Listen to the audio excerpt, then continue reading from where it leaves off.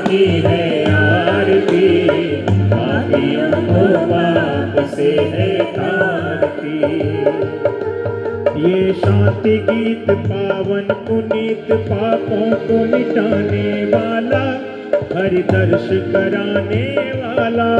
ये शांति गीत पावन पुनीत, पापों को मिटाने वाला, हरि दर्श कराने वाला। ये सुख करनी ये दुख हरनी, ये सुख करनी ये दुख हरनी, श्री मधुसूदन की आरती, पापियों को पाप से है तारती। श्री भागवत भगवान की है आरती, पापियों को पाप से है तारती।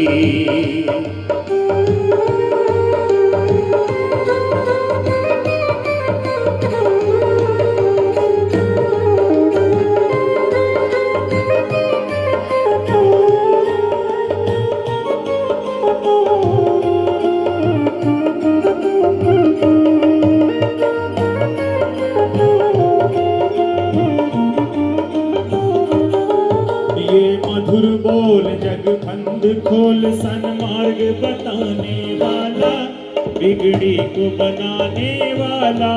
ये मधुर बोल जगबंद खोल, सन्मार्ग बताने वाला, बिगड़ी को बनाने वाला। श्री राम यही घनश्याम यही, श्री राम यही घनश्याम यही, प्रभु की महिमा की आरती, पापियों को पाप से है तारती। श्री भागवत भगवान की है आरती, पापियों को पाप से है तारती। ये कृष्ण भक्ति राधा की शक्ति, ये प्रीत जगाने वाला, प्रभु प्रेम बढ़ाने वाला। ये कृष्ण भक्ति राधा की शक्ति, प्रीति जगाने वाला, हरि प्रेम बढ़ाने वाला। हनुमान यही प्रहलाद यही, हनुमान यही प्रहलाद यही, ध्रुव नारद की आरती, पापियों को पाप से है तारती। श्री भागवत भगवान की है आरती, पापियों को पाप से है तारती, पापियों को पाप से है तारती, पापियों को पाप से है तारती।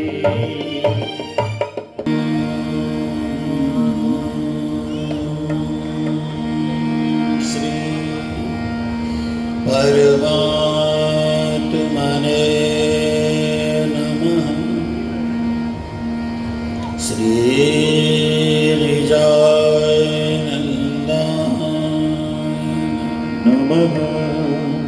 श्री प्राणनाथाय नमः। श्री गुरु चरण कमले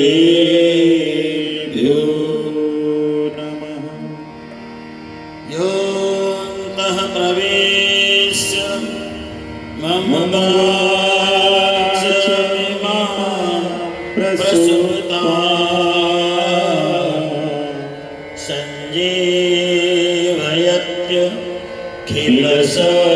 संजीवयत्यखिलशक्तिधर स्वधाम्ना अन्यास्तहस्तचरणं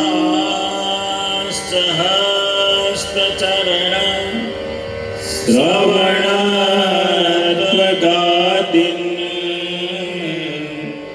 प्राणान् नमो भगवते पुरुषाय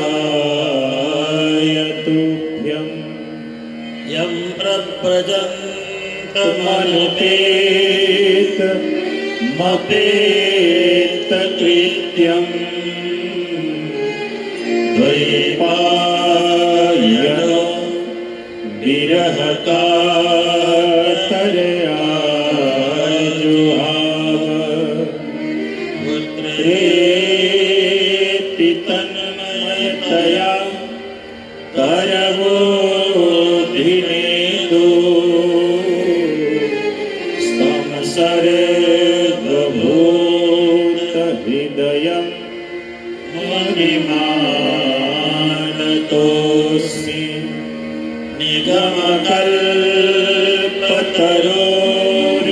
निगमकल्पतरोर्गलितं फलम्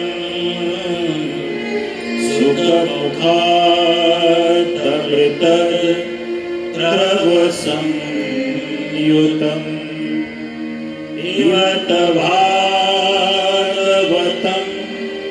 रसमालयम् मुहुर्हो रसिका भुवि भावुकाः ध्येयं सदा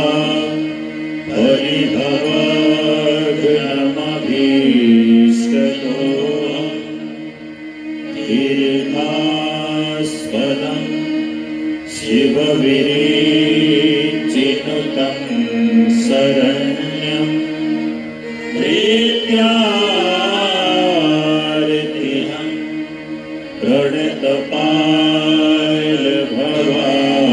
प्रणतपालभवाब्धिपोतं वन्दे महापुरुषते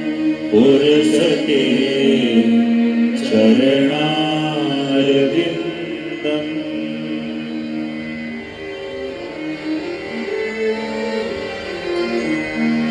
भजे व्रजैकमण्डनं समस्तपापखण्डनं स्वभक्तचित्तरञ्जनं सदैव नन्दनन्दनं भजे व्रजैकमण्डनं समस्तपापखण्डनं स्वभक्तचित्तरञ्जनं सदैव नन्दनन्दनं शुभेच्छगुच्छमस्तकं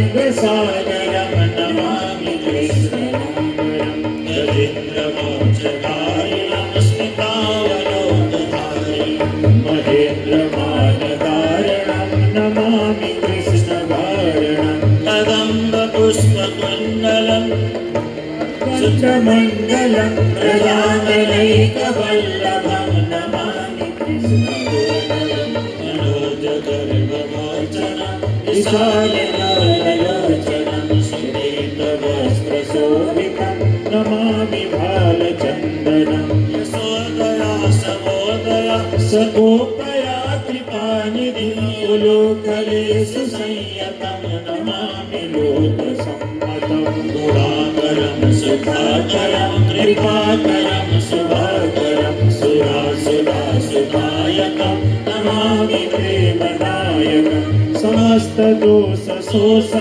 समस्तभक्तपोषणं समस्तदासमानसं नमामि बालसंत्रिगन्धकान्तसायकं निकामकामदायकं समस्तगोपनायकं नमामि वेणुगायकं भवभरावतारकं भवाब्धिकरणधारकं यशोमतीकिशोरकं नमामि चित्तचोरकं भजे भजेकमण्डनं समस्तपापखण्डनं स्वभक्तचेतरञ्जनं सदैव नन्दनन्दनं सदैव नन्दनन्दनं सदैव नन्दनन्दनं सदैव नन्दनन्दनं सदैव नन्दनन्दनं सदैव नन्दनन्दनं सदैव नन्दनन्दनं सदैव नन्दनन्दनं सदैव नन्दनन्दनं गोविंद गोविंद गाये रे गोविंद गोविंद गाये रे राधे गोपाल कृष्ण गाये श्री राधे गोपाल कृष्ण गाये गोविंद गोविंद गाये रे गोविंद गोविंद गाये रे राधे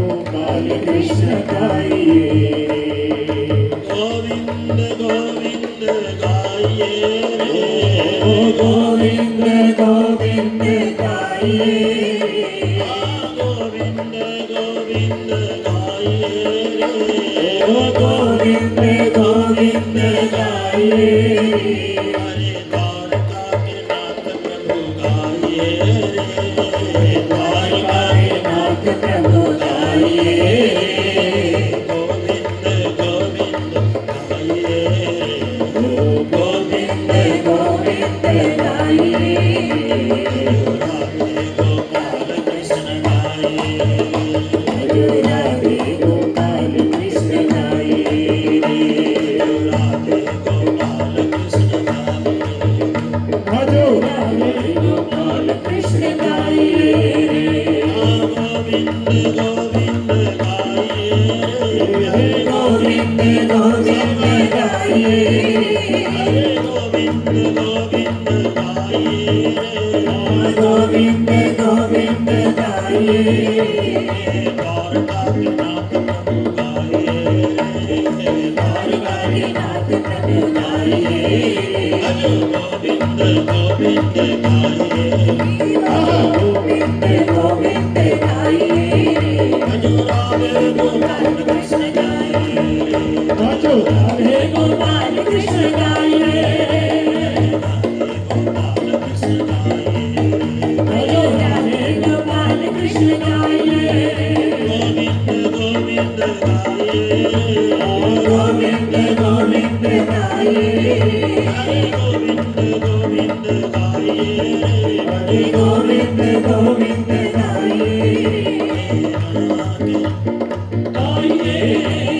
मीरा के नाथ प्रभु गाइए गोविंद गोविंद गाइए हरे राधे गोपाल कृष्ण गाइए भजो राधे गोपाल कृष्ण गाइए भजो राधे गोपाल कृष्ण गाइए भजो राधे गोपाल कृष्ण गाइए वृंदावन बिहारी लाल की सेवा में बिहारी लाल की श्री राधा वल्लभ लाल की श्री राधा मुकुंद लाल की श्री राधा रमण लाल की श्री निजानंद स्वामी श्री प्राणनाथ महाराज अपने अपने गुरुदेव गौ माता की भारत माता की शुद्ध सनातन हिंदू धर्म की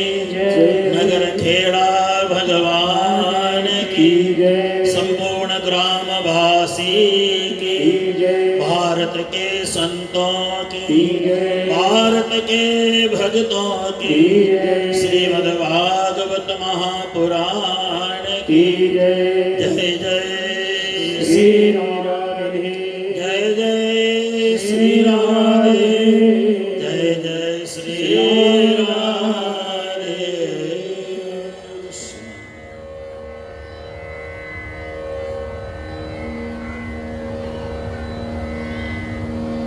अखिल संपूर्ण ब्रह्मांड के अधिनियंता अपनी छवि के द्वारा जन जन के मन को मोहित करके भगवत कथा भगवत चिंतन राधा नाम संकीर्तन में एकाकार किया जाने वाला परम पावन श्याम सुंदर किया परम पवित्र वाणी श्रीमद् भागवत महापुराण या मंच पर समासीन संपूर्ण संगीतकार बंधुगण साध्वी बहन आप सब धर्म प्राण माताएं बहनें आप सभी के चरणों में इस दास का करबद्ध कोटि कोटि प्रेम प्रणाम। एक बार ब्रह्मा जी को भगवान ने आदेश दिया, भगवान श्रीमन नारायण अपने शयन कक्ष में विश्राम कर रहे थे। निरंतर भगवान श्रीमन नारायण के नाभि कमल से एक पावन कमल उत्पत्ति होती है। भगवान नारायण ने सोचा इस जगत को विस्तार देना होगा, मनवंतर प्रारंभ होने वाला है।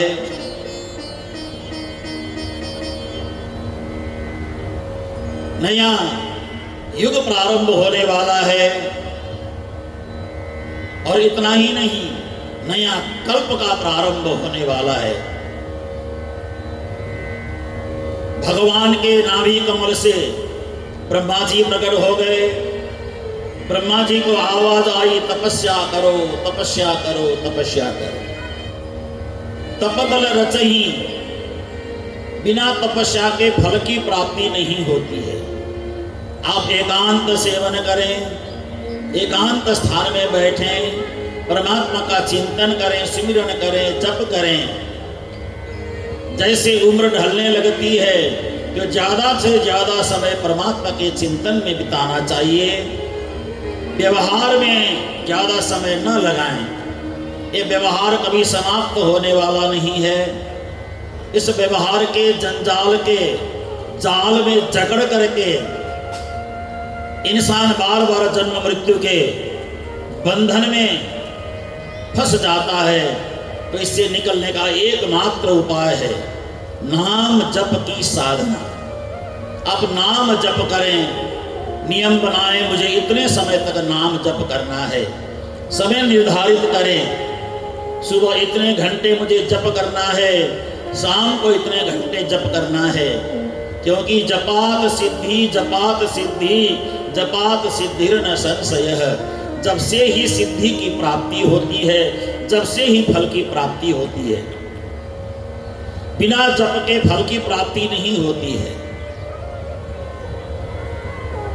जप एक ऐसी साधना है, बड़ा शांत मन से एकांत में बैठ करके प्रभु का चिंतन करें, प्रभु का भजन करें, प्रभु को स्मरण करें, प्रभु को याद करें। कभी कभार मैं गाया करता हूं, नाम जपो, नाम जपो, नाम जपो बावरे, नाम जपो, नाम जपो, नाम जपो बावरे, नाम जपो, नाम जपो, नाम जपो बावरे, नाम जपो, नाम जपो, नाम जपो बावरे। घोर भव नीर निधि नाम निज नावरे, घोर भव नीर निधि नाम निज नावरे। नाम जपो, नाम जपो, नाम जपो बावरे, नाम जपो, नाम जपो, नाम जपो बावरे।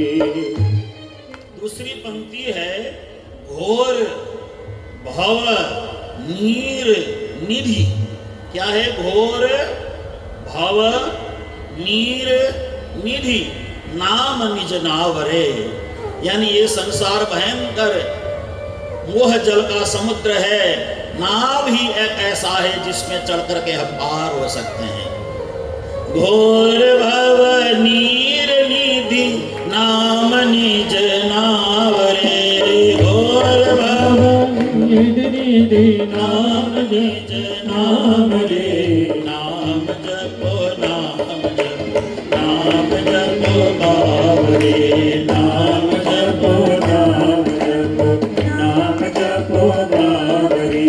राम जपो, राम जपो, राम जपो बावरे, राम जपो, राम जपो, राम जपो बावरे, राम जपो, राम जपो, राम जपो बावरे, राम जपो, राम जपो, राम जपो बावरे।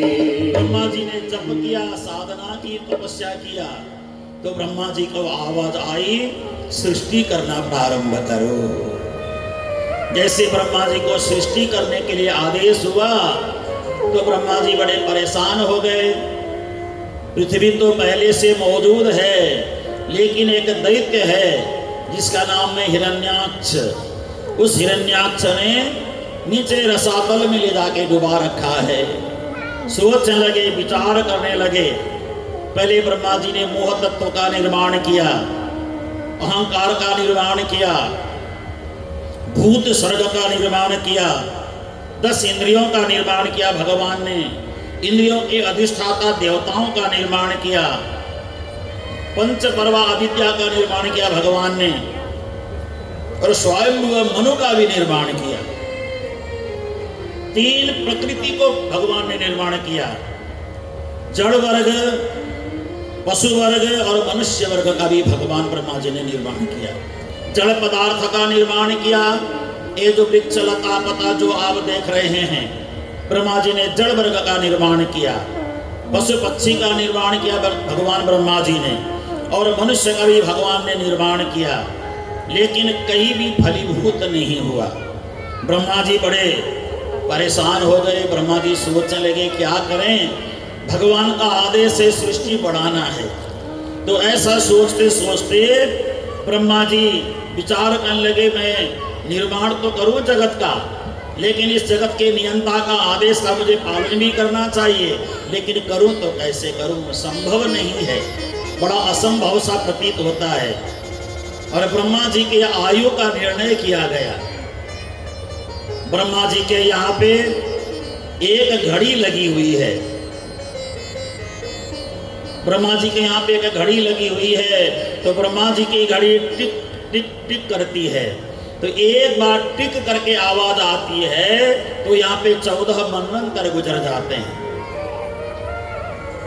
14 मनवंतर गुजर जाते हैं। अब ये सारी बातें आपको समझने के लिए थोड़ा समय लगेगा, तो इसकी व्याख्या कभी आप सुनना चाहें, ये मनवंतर क्या है, ये कल्प क्या है, इन पर गहरा प्रसंग कभी आप सबके बीच रखा जा सकता है। अभी प्रसंग को आगे बढ़ाने का ही प्रयास करेंगे हम। तो ब्रह्मा जी के आयु का निरूपण किया गया। ब्रह्मा जी 100 साल तक जीवित रहेंगे। इस समय ब्रह्मा जी कितने साल के हो गए, 52 वर्ष के हो गए। अभी 51 के मार्ग में चल रहे हैं, अब 52 लगेंगे ब्रह्मा जी। जब ब्रह्मा जी का आयु 100 वर्ष का हो जाएगा, तो ब्रह्मा जी भी अपने लोक को छोड़ेंगे तो मोक्ष पद में चले जाएंगे। सबकी आयु 100 वर्ष की है। समय की अलग अलग घटनाएं होती है, जिस घटना के आधार पे समय को बांधा गया है। अब ब्रह्मा जी ने सबसे पहले सनक सनंदन सनत कुमार की सृष्टि की, 4 पुत्रों की रचना की। इन चारों को कहा तुम लोग विवाह करो बच्चों। ब्रह्मा जी के आशीर्वाद से बड़े होने लगे, तुम लोग विवाह करो। चारों भाइयों ने कहा हम विवाह नहीं करेंगे। ब्रह्मा जी क्रोधित हो गए। ब्रह्मा जी ने इनको श्राप दिया, तुम लोग विवाह नहीं करोगे, मेरी बात नहीं मानते हो, पिता की बात नहीं मानते हो, मैं तुम्हें श्राप देता हूँ, तुम 5 वर्ष से 6वें वर्ष में कभी प्रवेश नहीं करोगे। 5 वर्ष के बच्चों की तरह तुम बने रहोगे। तो सनत कुमार 5 वर्ष के जैसे, आज भी 5 ही साल के लगते हैं। उसके बाद ब्रह्मा जी की भ्रिकुटी में क्रोध आने पर भ्रिकुटी गर्म हो जाती है, और भ्रिकुटी के मध्य से एक नील वर्ण का कोई छोटा सा बालक पैदा हुआ। वो नील वर्ण का है, बालक पैदा हुआ, और बालक धरती में आने के बाद जोर जोर से रोने लगा, जोर जोर से रोने लगा। माँ रोदिस तत् करो मिते। ब्रह्मा जी ने कहा बेटे तुम रोना नहीं, तुम जो चाहोगे वो सब हम कर देंगे, तुम्हारी क्या इच्छा है, ऐसा मत रो। बोलने के कारण उस जो भ्रिकुटी के मध्य से निकलने वाले जो स्वरूप का नाम रुद्र पड़ा। 11 रुद्र में से एक ये रुद्र है, जब ब्रह्मा जी के भ्रिकुटी से प्रकट हुए। ये रुद्र हैं, भगवान शंकर के अवतार हैं। उन्होंने कहा चलो रुद्र तुम संसार की सृष्टि करना प्रारंभ करो। तो रुद्र ने कहा जैसा आपका आदेश, सृष्टि करना प्रारंभ किया। तो रुद्र भगवान ने जब सृष्टि प्रारंभ किया तो बड़ी अद्भुत सृष्टि प्रारंभ किया।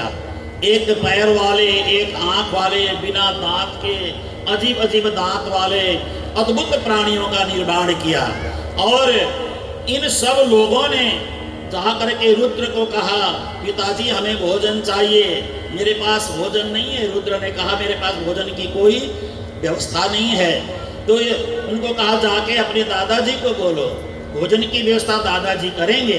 ये सारे इकट्ठे होकर के ब्रह्मा जी को जाकर कहने लगे हम आपको खाएंगे, हम आपका भोजन करेंगे, हम आपका भोजन ग्रहण करेंगे। इसको बाहर निकालो, हम आपका भोजन करेंगे। तो उस समय ब्रह्मा जी ने अलम अलम अलम ऐसा कहा, बंद करो ये सृष्टि, ऐसी सृष्टि मत चलाओ। जब कथा का समय हो तो इसको कहीं सुरक्षित जगह में बांध के रख देना। ये रोज आता है, मलोय का धुंधुकारी है। बोलो वृंदावन बिहारी लाल की। नीचे मेरे आसन के नीचे बैठ के कथा सुनता है बच्चा। हाँ। राधा राधा कृष्ण राम, राधा राधा कृष्ण राधा राधा राधा कृष्ण राधा राधा कृष्ण राधा। प्रसंग को आगे बढ़ाते हैं। ब्रह्मा जी ने सृष्टि बंद करवाई। सृष्टि बंद करने के बाद अब ब्रह्मा जी के शरीर से, शरीर के अलग अलग हिस्से से 9 ऋषियों का जन्म हुआ। वो 9 ऋषियों का नाम बताता हूं मैं आपको। ये सब ऋषियों का नाम सुनना चाहिए। सबसे पहले ऋषि का नाम है मरीचि। क्या नाम है? दूसरे ऋषि का नाम है अत्रि। तीसरे ऋषि का नाम है अंगिरा। चौथे ऋषि का नाम है पुलस्त्य। उसके बाद पुलह, उसके बाद क्रतु, उसके बाद भृगु, उसके बाद वशिष्ठ, दक्ष प्रजापति और नारद। कितने हो गए ब्रह्मा जी के बेटे? कितने हो गए? 9 हो गए ना। ये 9 बेटे हो गए। देखो गिनती करना, मरीचि, अत्रि, अंगिरा, पुलस्त्य, पुलह, क्रतु, भृगु, वशिष्ठ और दक्ष, नारद जी, है ना। कितने हो गए? 9 बेटे हो गए ब्रह्मा जी के। ये सभी गर्भ से नहीं जन्मे, ब्रह्मा जी के इच्छा से इनका जन्म हो गया। क्योंकि ब्रह्मा जी सब कुछ कर सकते हैं, गर्भ धारण करने की कोई आवश्यकता नहीं है। उस समय तक व्यवहार संबंधी संतान परंपरा नहीं थी। ये मानसिक सृष्टि उस समय हुआ करती थी। कोई आंखों से जन्म लिया किसी ने हृदय से जन्म लिया। आप लोगों का अपना अपना गोत्र है ना। ये गोत्र इन ऋषियों के माध्यम से हमारा सबका गोत्र चला है। जैसे अत्रि ऋषि का नाम आपने सुना, मैं अत्रि गोत्र में जन्म लेता हूँ तो अत्रि गोत्र मेरा है। अत्रि ऋषि की परंपरा में हमारा जन्म होता है। आज हमारा गोत्र है तो अत्रि ऋषि की परंपरा का गोत्र है। कोई वशिष्ठ गोत्र होते हैं, कोई अंगिरा गोत्र होते हैं, कोई पुलस्त्य, कोई अलग अलग गोत्रों में लोग जन्म लेते हैं।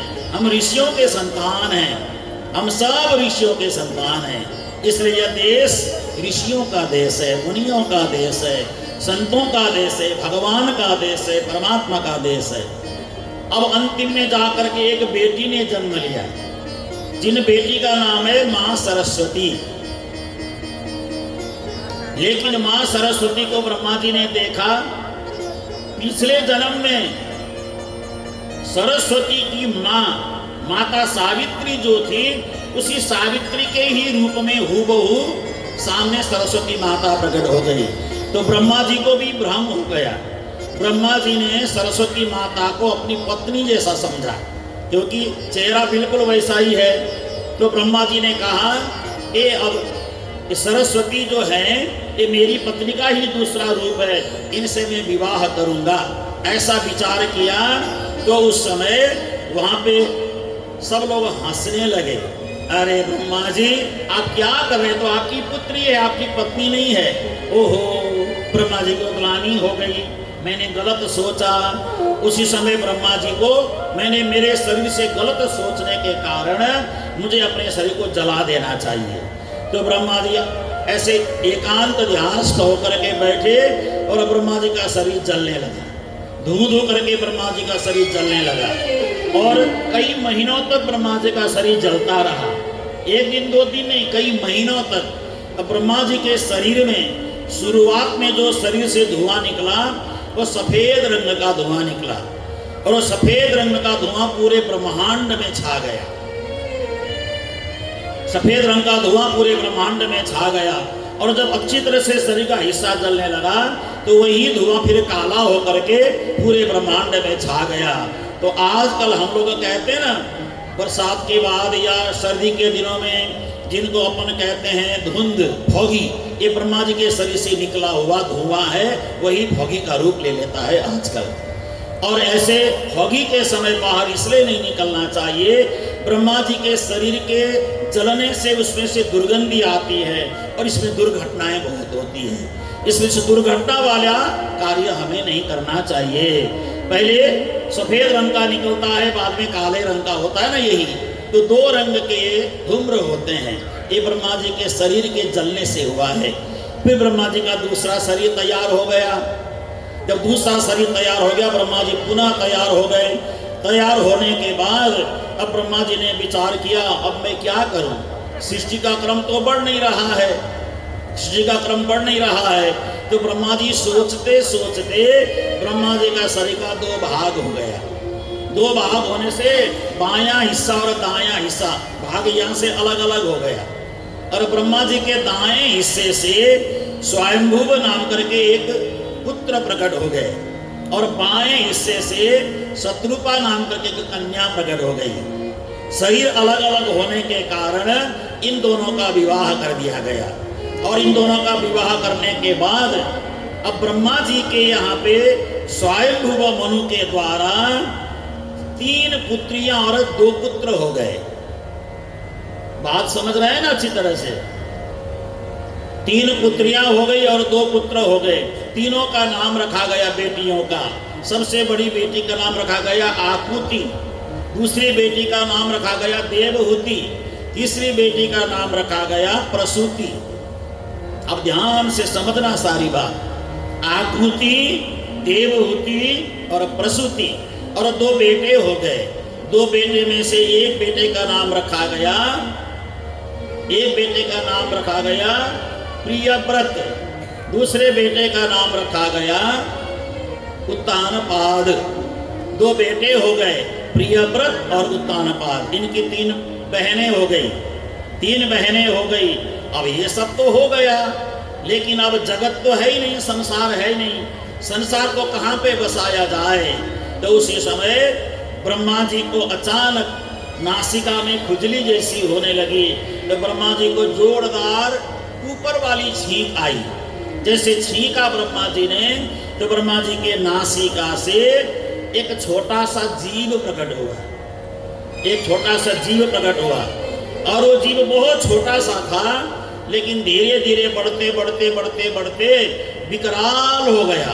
तो पानी में उसका जन्म हुआ और पानी में खड़ा होकर के आसमान तक वो जीव बन गया। उसका 4 पैर है, 4 उसके पैर हैं और ये मुख लंबा सा है। और ब्रह्मा जी ने कहा, हे भगवान, ये आपकी कैसी अद्भुत लीला है, आप कौन हैं? उसी समय ब्रह्मा जी ने कहा, तुमने मुझे याद क्यों किया था? प्रभु, सृष्टि करनी है, संसार को बसाना है। पृथ्वी नीचे गई हुई है। हिरण्याक्ष ने पिछले समय में नीचे डुबो रखा है पृथ्वी को। पृथ्वी को लाने के लिए मैंने आपको याद किया था। तो पानी के अंदर पृथ्वी को लेने के लिए कौन जाएगा? 12 भगवान जाएंगे। बोलो 12 अवतार भगवान की जय। तो 12 भगवान नीचे गए। नीचे जाकर के हिरण्याक्ष का वध कर दिया। हिरण्याक्ष का वध करके अपने ताड़ में पृथ्वी को उठा करके बाहर निकाला। बाहर निकाल करके भगवान ने पृथ्वी को पानी के बीच एक जगह पृथ्वी को टिका दिया। पृथ्वी को टिकाने के बाद अब ब्रह्मा जी को कहा, अब आप इस पृथ्वी का विभाजन करो, इसका विभाजन करो। कहाँ खेत लगाना है, कहाँ खलिहान बनाना है, कहाँ क्या करना है। ब्रह्मा जी ने कहा, ये मेरे बस की बात नहीं है प्रभु। आगे मेरी वंश परंपरा चलेगी तो कोई ना कोई ऐसा राजा आएगा, पृथ्वी का बंटवारा करेगा, पृथ्वी भूभाग को अलग अलग रूप में बांटेगा। और इधर हिरण्याक्ष का वध करने के बाद अब भगवान बाहर निकले। भगवान बाहर आए। बाहर आकर के भगवान श्रीमन्नारायण जो 12 रूप में आए हैं, उन्होंने पृथ्वी के ऊपर खड़े होकर के अपने शरीर को ऐसे क्या बोलते हैं उसको, जैसे हम कुत्ते को नहलाते हैं तो कुत्ता ऐसे ऐसे करता है ना, उसको क्या बोलते हैं? हाँ जी, हाँ, अपने को झाड़ा। अपने को झाड़ने पर कम से कम पूरे भूमंडल में, लगभग पूरे भूमंडल में उनके शरीर के रोम उड़ करके जगह जगह पहुंच गए, क्योंकि भीगा हुआ था तो उड़ करके जगह जगह पहुंच गया। और जहां जहां वो रोम पहुंचा वहां वहां पर एक पौधा निकला। उस पौधे का नाम है कुश। कुशा बोलते हो ना आप लोग। ये भगवान श्रीमन नारायण के शरीर से निकला हुआ जो रोम है वही कुशा है। कोई भी कार्य बिना कुशा के सिद्ध नहीं होता। समझ में आ रही बात?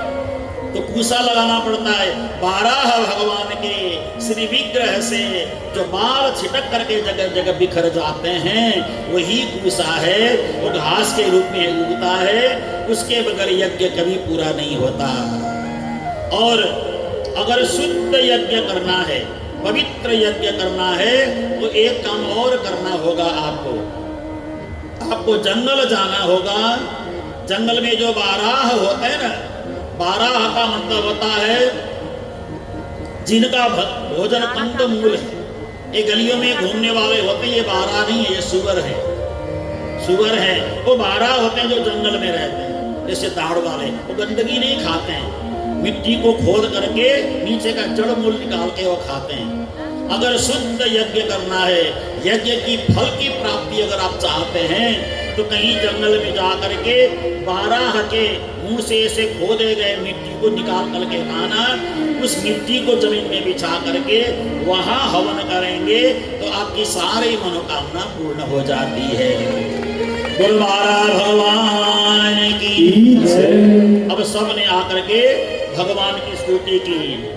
जितम जितम ते जित यज्ञ भावना त्रयंतनम स्वाम परिधुनवते नमः।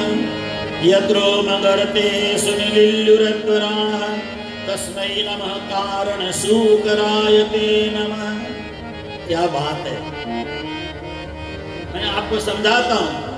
भगवान को कहा, भगवान का जो शरीर है ना, 12 भगवान का शरीर, 12 भगवान का जो एक रोम जो शरीर से निकला, वहां कितना बड़ा छेद बन गया। ये जो ब्रह्मांड दिख रहा है ना, ऐसे अनंत ब्रह्मांड उस छेद में घुस गए। कल्पना करो 12 भगवान कितने बड़े हो। यहां लिखा है यत रोम गर्तेषु निलिल्लुरद्वरा। अनंत अनंत ब्रह्मांड उस रोम के गर्त में जाकर अंदर लीन हो गए, लेकिन 12 भगवान के शरीर का था नहीं मिला। पता नहीं चला कितने बड़े होंगे 12 भगवान। 12 भगवान को देख करके पृथ्वी माता बड़ी मोहित हो गई। पृथ्वी माता को आकर्षण हुआ। पृथ्वी माता ने कहा, हे 12 देव, मैं आपसे विवाह करना चाहती हूँ। मैं आप मेरे से विवाह करें, क्योंकि ये धरती आपकी है, ये मैं आपकी पत्नी हूँ। आप भगवान हैं, मैं आपकी भगवती हूँ, तो आप मेरे से विवाह करो। तो विवाह करने पर क्रोधित थे। 12 भगवान बहुत ज्यादा क्रोधित होने के कारण क्रोधित अवस्था में उन्होंने पुत्रो भव ऐसा बोल दिया, तुम्हारा पुत्र हो जाएगा ऐसा बोल दिया। अब पृथ्वी माता के गर्भ से एक बेटे का जन्म हुआ, जिस बेटे का नाम है भौमासुर। भूमि के पुत्र का नाम भौमासुर। और एक पुत्र और हुआ जिसका नाम है मंगल ग्रह। मंगल जानते हैं ना, मंगल ग्रह। ये भौमासुर। और भौमासुर इतना शक्तिशाली हुआ, उसकी कथा बाद में आप सभी सुनेंगे। छोटा सा संकीर्तन किया जाए। घनश्याम मुकुंद मुरारी, घनश्याम मुकुंद मुरारी, राधे गोविंद कृष्ण मुरारी, राधे गोविंद कृष्ण मुरारी।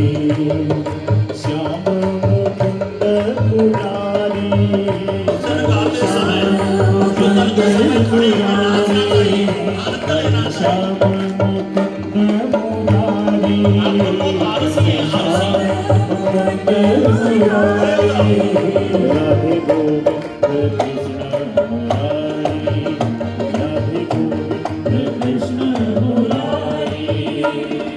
नंद आनंद राधे गोविंद, नंद आनंद राधे गोविंद, नंद आनंद राधे गोविंद, नंद आनंद राधे गोविंद, राधे गोविंद श्यामा गोविंद, राधे गोविंद श्यामा गोविंद, राधे गोविंद श्यामा गोविंद, राधे गोविंद श्यामा गोविंद, श्याम मुकुंद मुरारी, श्याम मुकुंद मुरारी, राधे गोविंद कृष्ण मुरारी, राधे गोविंद कृष्ण मुरारी, राधे गोविंद कृष्ण मुरारी, राधे गोविंद कृष्ण मुरारी। गोपी मनोहर श्याम गोविंद, गोपी मनोहर श्याम गोविंद, गोपी मनोहर श्याम गोविंद, गोपी मनोहर श्याम गोविंद, नवनीत चोर आनंद कंद, नवनीत चोर आनंद कंद, नवनीत चोर आनंद कंद, नवनीत चोर आनंद कंद, श्याम मुकुंद मुरारी, श्याम मुकुंद मुरारी, राधे गोविंद कृष्ण मुरारी, राधे गोविंद कृष्ण मुरारी, राधे गोविंद कृष्ण मुरारी, राधे गोविंद कृष्ण मुरारी, राधे गोविंद कृष्ण मुरारी, राधे गोविंद कृष्ण वृंदावन बिहारी लाल की। अब भगवान अंतर्धान हो गए, पृथ्वी को लाके स्थिर करने के बाद भगवान अंतर्धान हो गए। आप लोग जब कीर्तन करें, भजन गाएं, तो खड़े होकर के थोड़ा नृत्य करिए, परमात्मा को रिझाने के लिए नृत्य करिए। यहाँ कोई नाच किसी को दिखाना नहीं है, हमें तो परमात्मा को श्याम सुंदर को रिझाना है। और ये ऐसा मंच है, मैंने देखा है कई बार लोगों को शादी में नाचना आए ना आए जबरदस्ती नाचते हैं। तो यहाँ तो भगवान का कार्य है, इसमें तो नाचना जानने वाले लोग भी नहीं नाचते है ना। तो जब भजन शुरू हो जाए तो आपको थोड़ा खड़े होकर के हाथ पर हिलाना चाहिए, तो उसका अपना ही आनंद है। दूसरी बात, अगर शरीर सुस्त हो रहा है आपकी सुस्ती कम हो जाएगी। तीसरी बात, क्योंकि आपका शरीर परमात्मा के काम आ गए, ताली हाथ सब काम आ जाएगा, है ना, सारा शरीर काम आ जाएगा ना। इसलिए परमात्मा के आगे मीराबाई कहते ना, साधु संग बैठ बैठ लोक लाज खोई। क्या नहीं बोला मीरा को लोगों ने, लेकिन मीराबाई कहती है मैं हूं, जैसी हूं वैसी ही हूं, मुझे लोग कुछ भी कहें उसका कोई फर्क नहीं पड़ता है। ये भावना जागृत हो जानी चाहिए अंदर।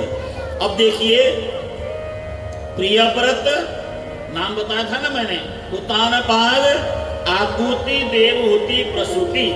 अब स्वयंभुव मनु ने इन सभी को कहा बच्चों विवाह करो, विवाह करो। प्रियव्रत को कहा विवाह करो, उसने कहा कि नहीं, मुझे विवाह नहीं करना है, मेरी इच्छा नहीं है विवाह करने की। तो उत्तानपाद का विवाह कर दिया गया, अभी आगे बताएंगे आपको। और आकुति का विवाह ब्रह्मा जी के बेटे रुचि नाम करके पुत्र के साथ हो गया। देवहूति का विवाह कर्दम नाम करके प्रजापति के साथ हो गया, कर्दम प्रजापति देवहूति। और प्रसूति का विवाह दक्ष प्रजापति के साथ हो गया। दक्ष प्रजापति कौन है? भगवान शंकर जी के ससुर जी। इस तरह से तीनों बेटियों का विवाह हो गया। विवाह होने के बाद प्रियव्रत तो विवाह करना माना नहीं। अब इधर कर्दम और देवहूति का विवाह हुआ। तो विवाह के समय कर्दम प्रजापति ने कहा, देखो देवहूति, एक संतान होने के बाद मैं साधु बन जाऊंगा। एक संतान हम आपको दे देंगे, उसके बाद मैं सन्यासी साधु बन जाऊंगा, वापस लौट के मैं नहीं आऊंगा, क्योंकि मुझे भगवान का भजन करना है, गृहस्थी के बंधन में नहीं फंसना। लेकिन भगवान की ऐसी कृपा रही, देवहूति माता के यहाँ पे 9 बेटियां हो गई। देखो 9 बेटियां हो गई, 9 बेटियां हो गई, लेकिन देवहूति दुखी नहीं हुई। तो 9 बेटियां हो गई, तो 9 बेटियां होने पर चिंता कितनी होती है, लेकिन देवहूति माता प्रसन्न हो गई। ये 9 बेटियां मेरी बेटियां नहीं है, ये तो नवदा भक्ति है। देखो लोग बेटियों से दुखी होते हैं, और मुझे बेटियां बड़ी अच्छी लगती हैं, बेटियां बड़ी प्यारी होती हैं। बेटियों का ध्यान अपने माता पिता गुरु अपने बंधु बांधवों से कितना लगाव होता है, जितनी बेटी करती वैसा बेटा कभी नहीं कर सकता। बेटा कमाएगा अपने लिए, लेकिन बेटी कमाती है सभी के लिए, थोड़ा थोड़ा सबको देती है। मैं आपको बताऊं, अब मैंने मंदिर का पुनर्निर्माण प्रारंभ किया, रेनोवेशन प्रारंभ किया, तो हमारी कोई ऐसी बेटी नहीं जो यहाँ मौलवी से शादी होकर के गई हुई, कोई ऐसी बेटी नहीं जिन्होंने मुझे मंदिर में सहयोग न दिया। और भाइयों से सहयोग, मौलवी के अपने बच्चों से सहयोग किसी से मिला, किसी से नहीं मिला, लेकिन बेटियों ने सबने सहयोग दिया, जो बनता है उनसे। तो मुझे बड़ा गर्व हुआ, मुझे बड़ी प्रसन्नता हुई। इनका मैं गुरु हूँ, तो देखो इन्होंने मेरे प्रति कितनी श्रद्धा की भावना रखी। और बहुत सारी बहुओं ने भी दिया सेवा में, अपने सास ससुर से छुपा के, है ना, भावना है ना, चलो गुरु जी को मंदिर में सेवा देना है। मैंने काम शुरू किया था, 40-45 लाख में मंदिर का सारा काम पूरा हो जाएगा। लगा करीब मेला पूरा होते होते 2 करोड़ के आसपास लग गया। किसने दिया? हमारी बेटियों ने दिया, बहुत सहयोग किया बेटियों ने। आज भी मैं किसी बेटी को बोलता हूँ ना, मुझे जरूरत है बेटा 50,000 की, 1 लाख की, बस बोलने की देरी होती है, बेटियां दे देती हैं। इसलिए मुझे गर्व होता है कि ये मेरी बेटी है। मौलवी की जन्म आपने दिया होगा, जन्म आप सब ने दिया होगा, पाला पोसा आपने, लेकिन मैंने कम से कम संस्कार तो दिया बच्चों को, सेवा की भावना तो डाली, प्रेम की भावना तो डाली, समर्पण की भावना तो डाली। तो मुझे बड़ा गर्व होता है अपनी बच्चियों पर, जिन्होंने मेरे से दीक्षा लिया, शिक्षा लिया, तो बड़ा गर्व और हर्ष होता है। बेटियों का स्थान बड़ा ऊंचा है, बड़ा ऊंचा बेटियों का स्थान है। बेटी का स्थान बेटा कभी नहीं ले सकता, क्योंकि बेटी 3 घर से होती है, बेटा 1 घर का होता है। बेटा माँ बाप का होता है, बेटी 3 घर की होती है, माँ बाप के घर की, और क्या बोलते हैं, नान के घर, मामा के घर की, और अपने ससुराल की। बेटी 3 घर को संभालती है, बेटा बड़े मुश्किल से 1 घर संभाल पाता है। खुश हो जाओ बेटियों। नहीं, ये सच है, सच है, सच कह रहा हूं मैं आपको, गलत नहीं है।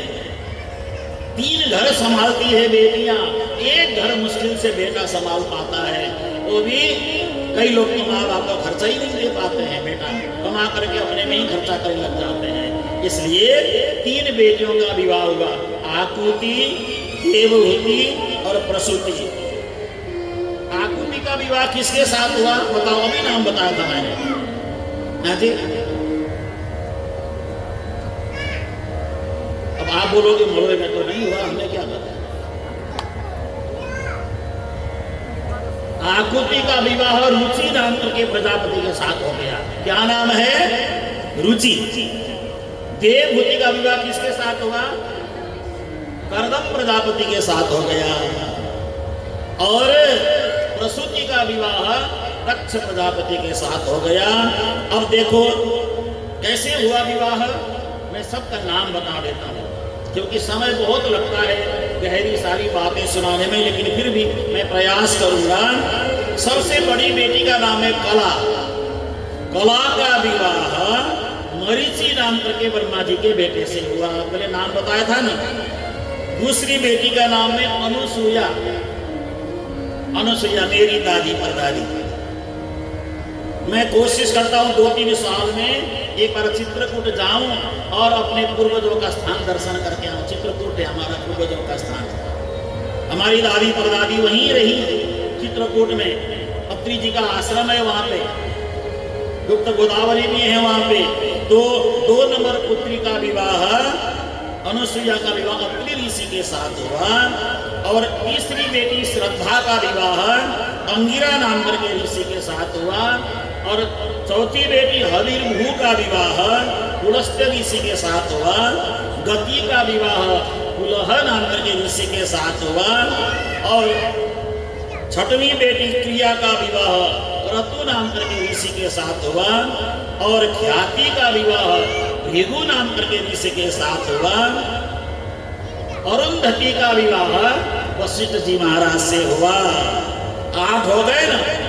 और एक बेटी रह गई सबसे छोटी शांति। शांति का विवाह अथर्वा नाम करके ऋषि के साथ हुआ। इस तरह से 9 कन्याओं का विवाह ब्रह्मा जी के 9 बेटों के साथ हो गया। देखो इस तरह से विवाह विधि संपन्न हो गई। अब ये सब होने के बाद करदम महाराज जंगल में जाने लगे। बेटी का विवाह भी हो गया, सब कुछ हो गया। अब मुझे घर में नहीं रहना है। तो उस समय देवहूति मैया ने कहा, हे आर्यपुत्र, आपने कहा था एक संतान होने के बाद मैं जाऊंगा। अभी एक संतान तो हमारी हुई नहीं। पुत्री को कहते हैं संतति, पुत्र को कहते हैं संतान। पुत्री संतति है, पुत्र है संतान। अभी तो 9 संततियों का विवाह हो गया, लेकिन संतान तो अभी हुआ ही नहीं है। तो एक बेटा मुझे चाहिए। तो उन्होंने विधि विधान से साधना की और एक पुत्र का जन्म हुआ। उनका नाम है भगवान कपिल देव जी महाराज। बोलो कपिल देव जी महाराज की जय। अब कपिल देव जी महाराज ने अपनी मां को ज्ञान दिया। कपिल देव जी गर्भ से नहीं निकले, जैसे आदेश हुआ प्रकट हो गए। भगवान का स्वरूप है ना, भगवान विष्णु के 24 अवतार में से एक है। तो कपिल देव जी महाराज के जन्म होने के बाद अब माँ को संभालने वाला बेटा आ गया। अब मुझे घर में नहीं रहना चाहिए। तो घर में नहीं रहने के लिए पतिदेव जंगल में चले गए तपस्या करने। देखो पुराना जमाना कितना बढ़िया था, है ना। बेटा आ गया माँ को संभालने वाला, अब मेरा घर में कोई काम नहीं है। सब छोड़ छाड़ करके वन में चले गए, तपस्या करने लग गए, है ना। और हमारी आजकल क्या होती है, नहीं मैं तो बेटे की शादी करके पोता दे दूंगा, पर पोता दे दूंगा, खर पोता दे दूंगा, पता नहीं, है ना। कितनी इच्छाएं होती है। जब बेटा माँ को संभाल रहा है तो पति का काम है सबको छोड़ करके मंदिर की सेवा में लग जाओ। क्या करोगे, बेटा है तो माँ को संभालने के लिए। एक संतान, एक ही संतान। देखिए बड़ी अद्भुत सी बात है। हम लोग 6 भाई जन्मे थे, 6 भाई जन्मे थे, लेकिन परमात्मा की इतनी बड़ी कृपा रही, 5 भाई मर गए, मैं अकेला बचा। देखो मेरे, हम लोग 6 भाई में से 5 भाई दुनिया से चले गए, मैं अकेला बचा। अभी मैं अकेला ही हूं। परिवार वालों ने बड़ा जोर डाला, इकलौता बेटा है, घर करो, परिवार करो, ये करो, वो करो, वंश आगे बढ़ना चाहिए। मैंने कहा ये सब मेरे वंश है, आप सब मेरे परिवार, आप सब मेरा वंश, आप सब मुझे, मेरी परंपरा को आप लोग आगे बढ़ाओगे। क्या जरूरत है संतान की, क्या जरूरत है बेटे बेटी की। ये सब बेटियां हैं, इनके बच्चों के बेटे भी, बेटे बेटियां भी हमारे बच्चे हैं। आप सब तो मेरे ही है ना, पूरी दुनिया हमारी है। तो क्या विवाह बंधन में बंध करके बेटी की नौकरी छूट गई, बेटे का काम बिगड़ गया, संतान नहीं हुई, कितना लफड़ा ही लफड़ा। भगवान ने मुझे बचा दिया, भगवान का लाख लाख कृपा है। लाख लाख कृपा है, भगवान ने इस बंधन से मुझे मुक्त रखा। नहीं तो परिवार वाले तो चाहते हैं बहू आ जाए घूंघट ओढ़ करके घर में, लेकिन ये सब बंधन का कारण होता है। ममेति बध्यते जंतु न ममेति प्रमुच्यते। मेरा है बोलने से बंध जाता है, मेरा नहीं है बोलने से बंधन से मुक्त हो जाता है। यही तो मेति बध्यते न ममेति प्रमुच्यते प्रकर्षेण मुच्यते। अब देखिए, अब आगे जा करके इनकी वंश परंपरा चलती है। और अब आगे मैं आपको बताता हूँ, कपिल देव जी महाराज ने माता देवहूति को ज्ञान दिया। अच्छा, मैं आपसे छोटी सी बात बताऊं, छोटी सी बात बताऊं। मुझे बिल्कुल सच बताना, झूठ नहीं बताना। आप सब लोगों को पूछ रहा हूं, आपके किस किस बेटे ने माता पिता को तीर्थ यात्रा कराया?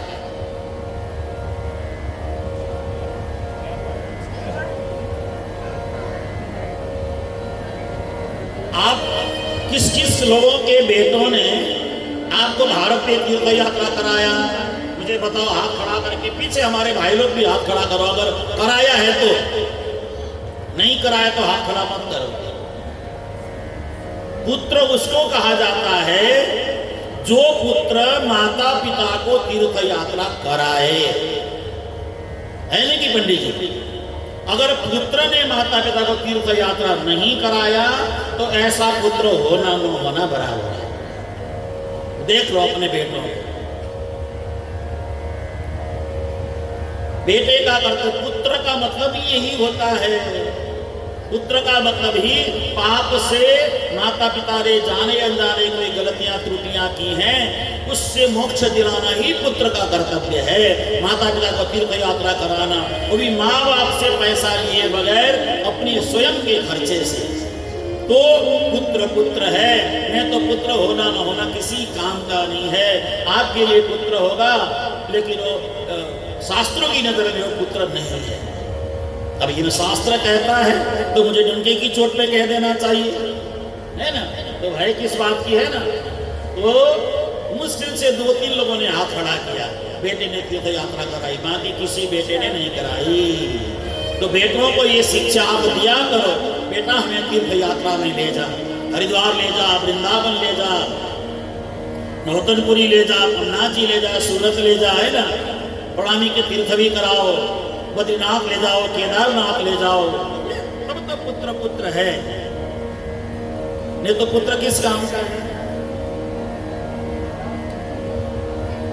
बोलो वृंदावन बिहारी लाल की। इसलिए अब कपिल देव जी महाराज ने अपनी मां को ज्ञान देना शुरू किया। पुत्र का मतलब है, अब हमारा बेटा सोच रहा है, यहाँ बैठा है हमारा आश्रम का बच्चा, हमारा तो मेरा बच्चा है, बचपन से मेरे साथ रहा, तो सोच रहा है कि माँ आई हुई है, माँ को तीर्थ यात्रा तो कराना ही पड़ेगा। गुरुजी से पैसा मांगे बगैर,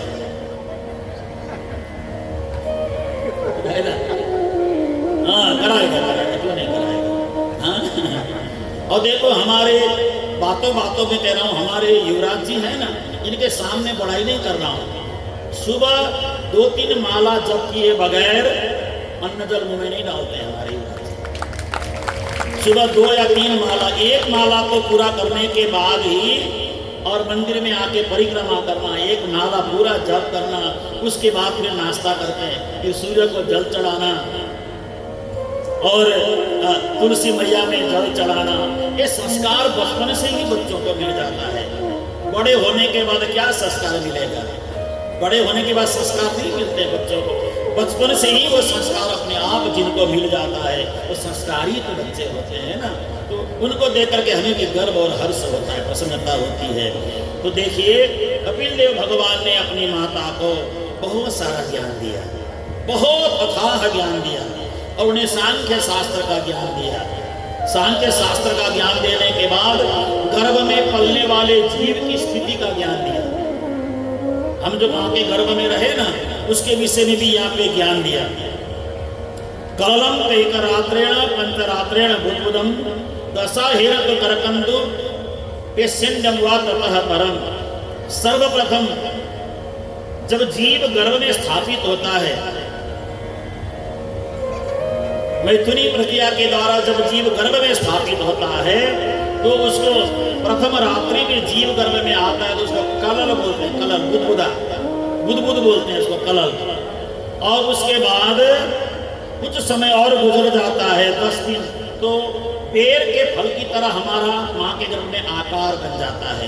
मेरे को ये सारी बातें सुनाता हूँ ना, मेरे को अंदर से बहुत बैराग आता है, क्या शरीर मिला है हमको। ऐसे शरीर से मैं मेरा मेरा मेरा क्या है हमारा शरीर।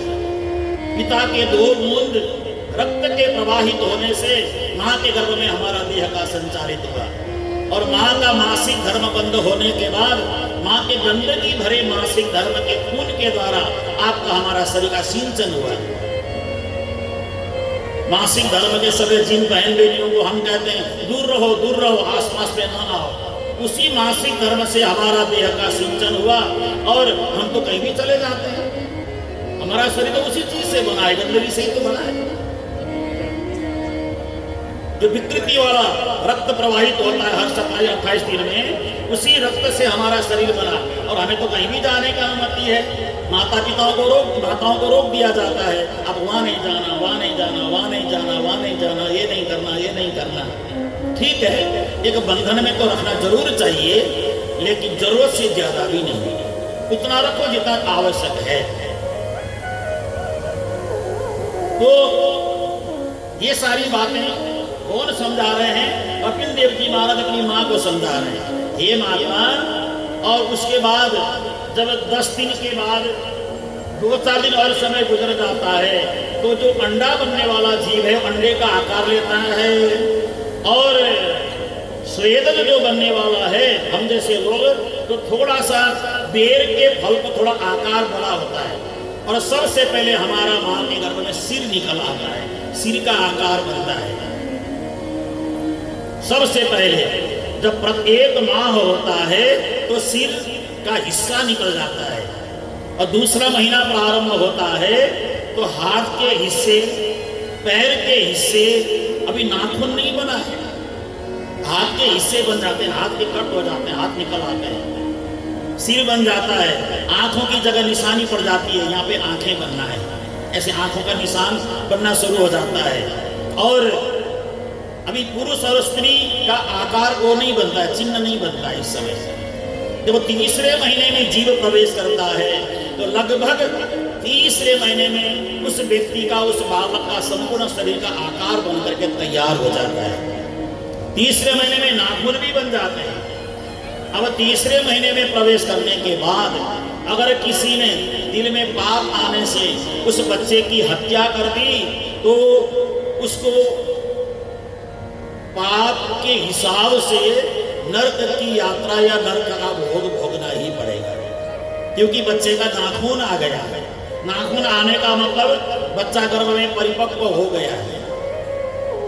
तो ऐसे जीव को भ्रूण बोलते हैं, उस भ्रूण की हत्या नहीं करनी चाहिए। ये सारी भागवत की बातें मैं आपको बता रहा हूँ आपकी समझदार जानकारी के लिए। और उसके बाद 3 महीने में नाखून है, रोम है, अस्थि है, चर्म है, बेटा या बेटी क्या बनना है, सारे चिन्ह बन करके तैयार हो जाते हैं। 3रे महीने में जब 4था महीना प्रारंभ होता है तो 4थे महीने में मांस बढ़ना शुरू हो जाता है, शरीर में नसें बन जाती है, सब धातुएं सारी बन जाती है, सप्त धातु। जब 5 महीने में प्रवेश करता है बालक तो भूख प्यास की अनुभूति बालक को होने लग जाती है। भूख लगने पर बच्चा परेशान होता है, प्यास लगने पर बच्चा परेशान होता है गर्भ में। तो माँ के साथ जुड़ा हुआ जो क्या बोलते हैं उसको, नाल है ना, उस नाल के माध्यम से बच्चे के शरीर में भोजन प्रवेश करता है,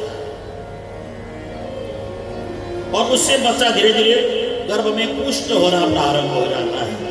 जब बच्चा 5वें महीने में प्रवेश होकर के 6वें महीने में जब प्रवेश करता है तो गर्भ में बालक हिलने डुलने लगता है, झिल्ली में लिपटा हुआ बालक गर्भ में हिलने डुलने की स्थिति में आता है, कभी दाहिनी कोख में कभी इधर उधर, तो चलना हल्का शरीर हिलाना शुरू करता है। तो शरीर जब हिलाना शुरू करता है तो माता बड़ी प्रसन्न होती है, बड़ी खुश होती हैं, मेरा बालक मेरे गर्भ में अब हिलडुल कर रहा है।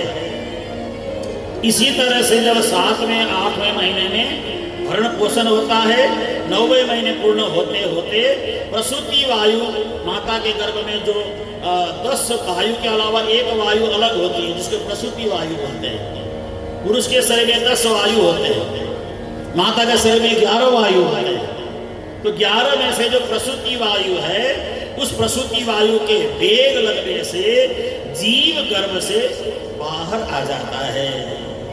बाहर आने के बाद हम इसी तरह से आए धरती में, और बाहर आकर के वह बच्चा बेहोश जैसा हो जाता है कुछ क्षण के लिए, क्योंकि गर्भ से बाहर आते समय संक्षिप्त मार्ग से आने के कारण बच्चे का शरीर सिकुड़ जाता है।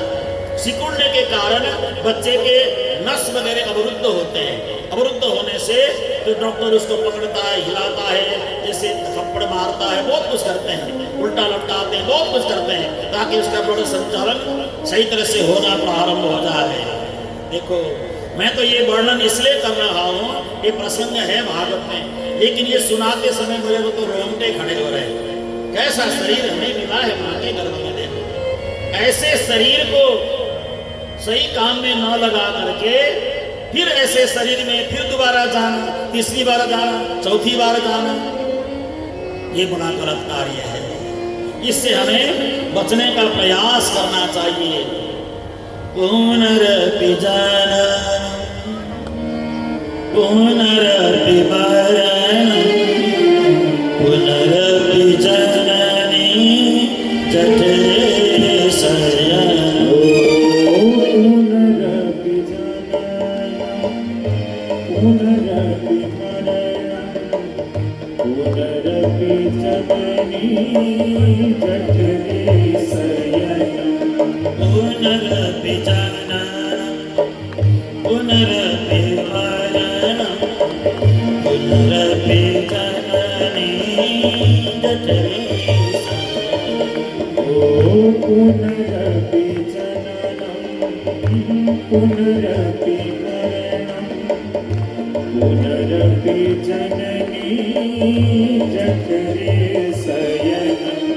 इह संसारे अति दुस्तारे इह संसारे खलु दुस्तारे कृपया पारे पाहि मुरारे कृपया पारे पाहि मुरारे। भज गोविन्दम् भज गोविन्दम् गोविन्दम् भज मूर्मते। भज गोविन्दम् भज गोविन्दम् गोविन्दम् भज मूर्मते। इसलिए गोविंद का भजन करो, परमात्मा का भजन करो, जो संसार के बंधन से तारने वाला है। ऐसा दुर्लभ शरीर मिला माँ के गर्भ से, और ऐसे शरीर को मांस खा करके, शराब पी करके, बीड़ी सिगरेट तंबाकू खा करके शरीर को बिगाड़ डालना चाहिए। देव दुर्लभ हमारा शरीर है। और मैं आपको बताऊं, हमारे आंखों में देवताओं का वास है, हमारे जीवा में देवताओं का वास है, हमारे आत्मा परमात्मा के रूप में विद्यमान है, हमारे भुजाओं में इंद्र का वास है, हमारे पैरों में भगवान श्रीमन नारायण का वास है। और हमने ऐसी पवित्र जीवा, जिस जीवा में भगवान का वास है, उसमें शराब डाल दिया। तो क्या ये अच्छा काम किया? अच्छा काम किया या नहीं किया? आप बताओ, सब बताओ तो सही, सन्नाटा मत हो ना।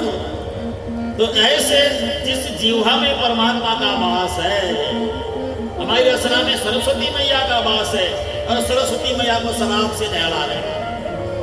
ये अच्छी बात है या नहीं है? ये बहुत अच्छी बात है, ऐसा ही करना चाहिए। बार बार थोड़ी मिलेगा मनुष्य का शरीर। हाँ, एक कव्वाली गाता हूँ, लेकिन आपको छोड़ दिया है कव्वाली कुल्ली गाना। थोड़ा बुढ़ापा आ रहा है ना, तो ज्यादा भजन बंदे की बातें ज्यादा अच्छी लगती है। लेकिन कभी कभी गाया करता था, उम्र बदली, चाल ढाल बदल गया, सोच बदल गया, भाव बदल गया, ज्ञान की अभिवृद्धि होती है, तो ज्ञान की ही बातें सुनाने में ज्यादा आनंद आता है, भक्ति का पुट प्रवेश हो जाता है।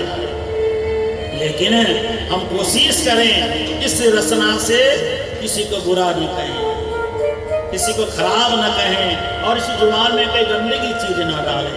मैं चाहता हूं मेरा मलया एकदम शुद्ध हो, एकदम पवित्र हो, ऐसा मैं चाहता हूं। और मुझे बड़ा गर्व हुआ जब अभी मंदिर के कार्यक्रम में लोग दूर दूर से आए थे, और यहाँ पे मैंने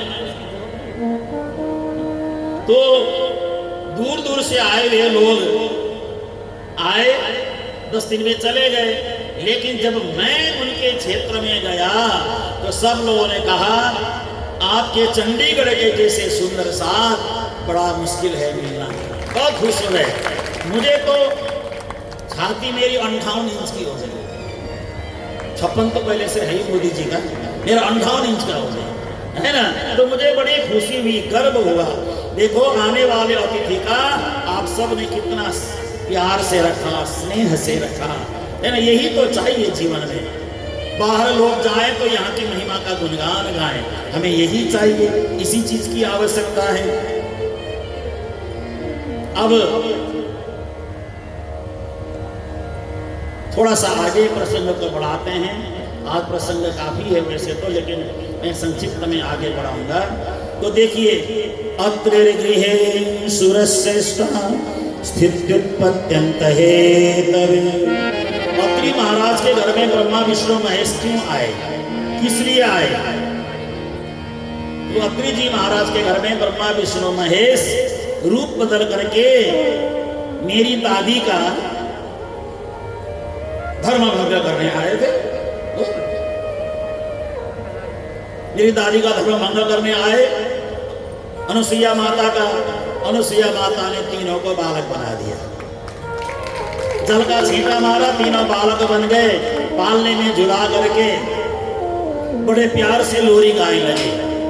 भारत की देवियों से आज पड़ा सामना, भारत की देवियों से आज पड़ा सामना।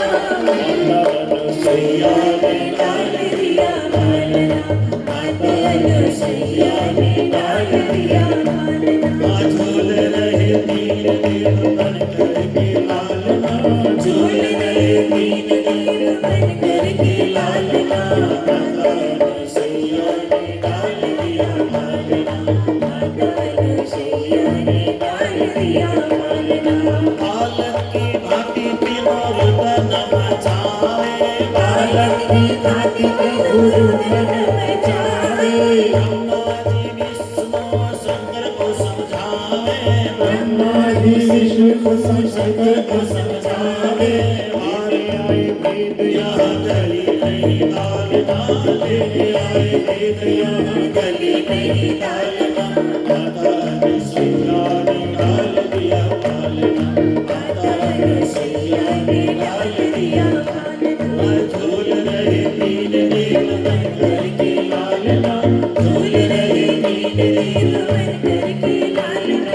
माता अनुसुईया ने डाल दिया मालना, माता अनुसुईया ने डाल दिया मालना। भारत के माताओं की जय हो, जगत जननी माताओं की जय हो। देखो माताओं के मार्ग डबल हो गए। तो भारत की नारियों से जब सामना पड़ा तो ब्रह्मा विष्णु महेश को भी बच्चा बना दिया, बालक बना दिया। थोड़ी देर में मेरे परदादा आ गए अत्रि ऋषि महाराज। अत्रि ऋषि ने आकर के कहा कि ये तीनों बच्चे, अरे भगवान क्या कहें, ये तीनों बड़े बड़े थे, साधु के रूप में आए, कहने लगे कि आप अपने स्तन का दुग्ध पान कराओ। इतने बूढ़े बूढ़े संतों को स्तन का दुग्ध पान कैसे कराती है? मैंने वचन दिया कि मैं दुग्ध पान कराती हूँ, क्योंकि अंदर से मैंने आवाज बाहर दी, तो बाद में देखता हूँ तो बड़े बड़े लोग हैं, तो दूध पिलाया नहीं गया। तो इन सभी बच्चों को मैंने आपका नाम लेकर के जल का छींटा मारा, तो सभी 6-6 महीने के बच्चे बन गए, दूध पिलाए, दुग्ध पान कराया मैंने इनको, दुग्ध पान कराया। तो अति ऋषि नारद ने कहा कि चलो कोई बात नहीं, हमारे यहाँ तो कितने सालों से संतान नहीं थे, अब संतान हो गई, ये तो बहुत बढ़िया बात है। उसी समय तीनों देवियां भी वहां से चल पड़ी। ब्रह्मा जी की पत्नी का नाम क्या है? क्या है ब्रह्मा जी की पत्नी का नाम? सावित्री माता। और भगवान शंकर जी की पत्नी का नाम पार्वती माता।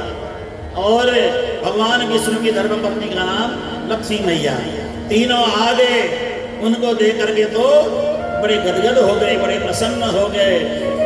और अनुसुईया माता ने कहा, हे देवियों, तुम तो हमारी बहुएं हो, 6-6 महीने के बच्चे ले जाओ, पालो पोसो, बड़ा करो, 20-25 साल तक इनको पालो, फिर मेरे पास इनको ले आना, हम शादी कर देंगे आप लोगों के साथ। तो अब इतने छोटे छोटे पति को लेके कहाँ जाए?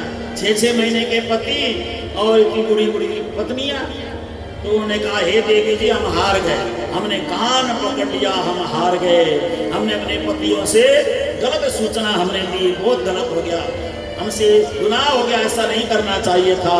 तो देवी जी ने, अनुसुईया मैया ने जल का छींटा मार के तीनों को जवान बना दिया, जैसे थे वैसा ही बना दिया।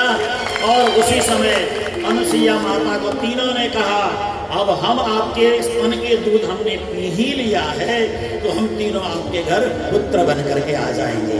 किसकी रूप में आएंगे? सोम, दत्तात्रेय और दुर्वासा बन करके तीनों अनुसुईया माता के घर में आ गए। उन्हीं के वंशज हम सभी हैं। तो ऐसे बड़ी सुंदर कथा, सुंदर प्रसंग यहाँ श्रीमद् भागवत में लिखी है। अब एक दिन की बात है, बहुत बड़ा यज्ञ हुआ हरिद्वार में। दक्ष प्रजापति ने बहुत बड़ा यज्ञ किया, और उस यज्ञ में सभी लोग चले गए, ब्रह्मा विष्णु महेश। भगवान विष्णु नहीं गए थे, बाकी सब वहां पे चले गए। तो वहां जाने के बाद कुछ अपशब्द कहे भगवान शंकर के लिए, तो भगवान शंकर उठ करके वापस चले गए, क्योंकि दक्ष प्रजापति की पुत्री प्रसूति की बेटी से, सती माता से भगवान शंकर का विवाह हुआ है। तो घर में अपने मायके में बड़ा यज्ञ है, तो वहां तो जाना ही बनता है ना। तो जब अपने पति की निंदा हुई तो दुखी होकर के वापस चले गए। वापस आने के बाद फिर कुछ समय गुजरने के बाद भगवान शंकर की निंदा करने के लिए फिर यज्ञ का आयोजन किया, जिसमें सब चले गए, भगवान शंकर नहीं गए। भगवान शंकर, भगवान श्रीमन नारायण को छोड़ करके बाकी सब जने गए। तो वहां पे सभा में जाकर के बैठे तो भगवान शंकर का आसन ही नहीं है। मैया सती मैया भी गई तो आसन नहीं है। बड़ी दुखी हो गई सती मैया, अपने पिता को डांटना शुरू किया। क्या समझते हो भगवान शंकर को? शिव काशी, शिव काशी, काशी काशी शिव शिव, ये जपंती नरा भक्त्या तेसाम मुक्तिर्न संशय। जो भगवान शंकर का एक बार नाम लेता है उसका उद्धार हो ही जाता है। ऐसे भगवान शंकर की तुमने अवहेलना कर दी। और महादेव महादेव महादेवे योपदेत एकेन लभते मुक्तिम द्वाभ्याम शंभु प्रसीदति। एक बार आप महादेव बोलेंगे, उसी एक ही शब्द से भगवान शंकर मोक्ष दे देते हैं। और 2 बार जो महादेव महादेव आपने अलग से कहा, 3 बार कहा था, 2 बार का फल आपको सदा सदा के लिए मोक्ष का फल प्राप्त होता है। क्या समझते हैं भगवान शंकर को? ये सारी बातें हुई और बहुत देर संवाद होने के बाद सती माता ने कहा, जहां मेरे पति की अवहेलना होती है वह मुझे नहीं जाना चाहिए, वह मुझे नहीं आना चाहिए था, मेरे से बहुत बड़ी गलती हो गई। और अपने पिता को क्या कहा पता है? पिता को कहा, हे मूर्ख ब्राह्मण कह, हे मूर्ख ब्राह्मण। ऐसा प्रजापति को मूर्ख कह दिया अपने बाप को। तुमने भगवान शंकर की जो अवहेलना की ना, भगवान शंकर जगतपति हैं, सारे जगत के नियंता हैं, उनके जो भ्रिकुटी मात्र से सारा जगत जल करके राख हो जाता है, तुमने उनको नहीं समझा। अब मैं इस शरीर को लेकर के नहीं जाऊंगी वापस। और उत्तर दिशा की ओर मुंह करके सती माता ने अपने शरीर को धुंधु करके जला दिया। ये समाचार नारद जी के द्वारा पता चला तो नारद जी महाराज रोते हुए गए भगवान शंकर के पास, है प्रभु सती मैया चली गई है, उनका शरीर जल चुका है। तो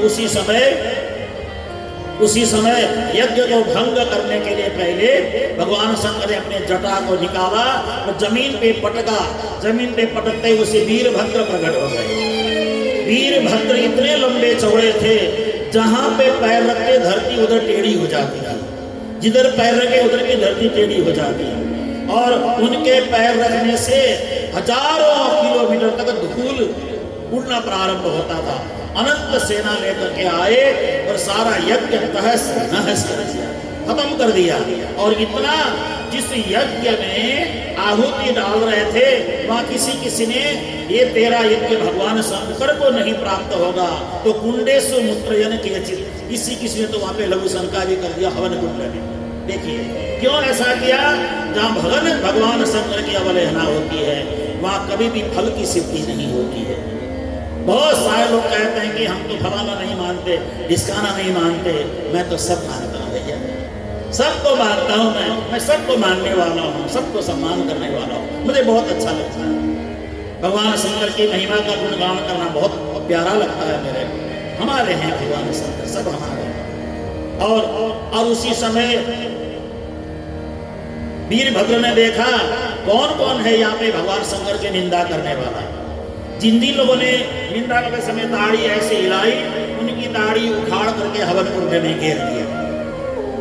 और कोई देवता पूसा नाम करके देवता थे, वो हंसते थे, उनको मुक्का मार करके सारा तप तोड़ करके हवन कुंड में घेर दिया।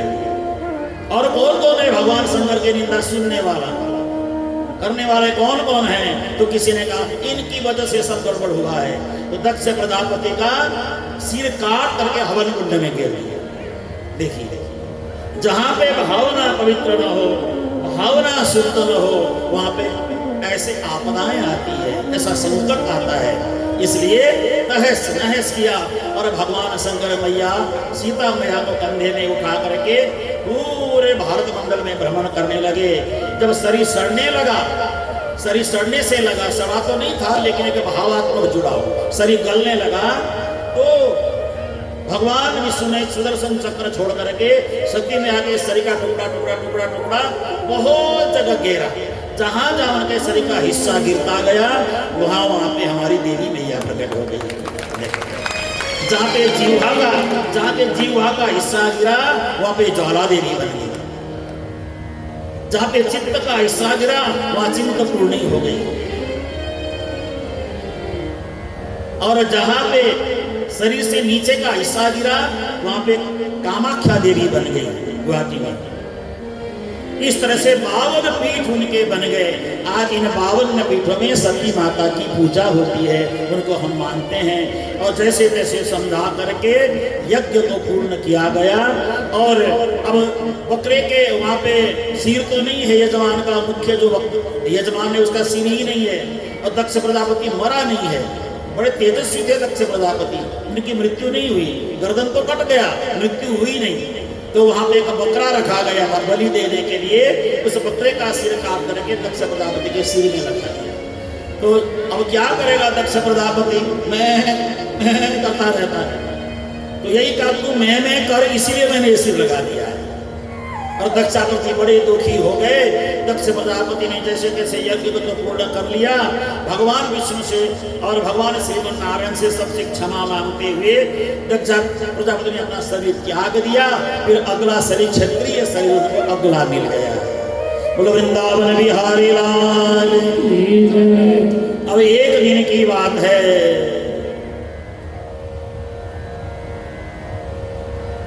कितना समय है? अच्छा है अभी समय, मैं तो पूरा करने वाला था।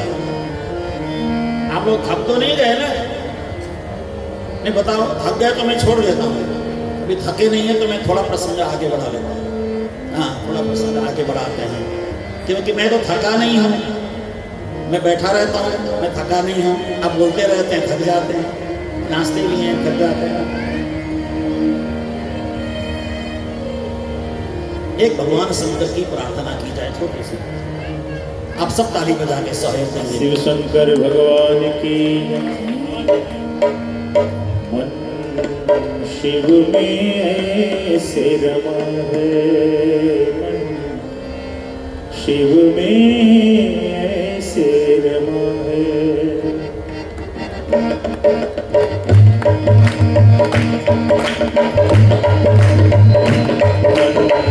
शिव में ऐसे ये भूल गए ये भूल गए सारा जग शिव में दिखता, अंबर शिव धरती माँ है, शिव में ऐसे रमा है, शिव में ऐसे रमा है।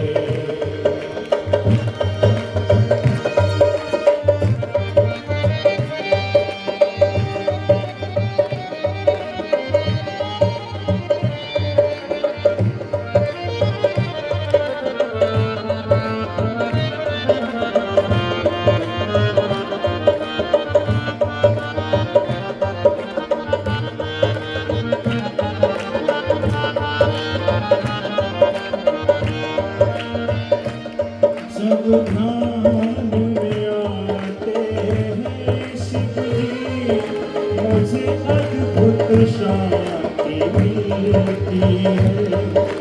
जब ध्यान में आते हैं शिव जी, मुझे अद्भुत शांति मिलती है।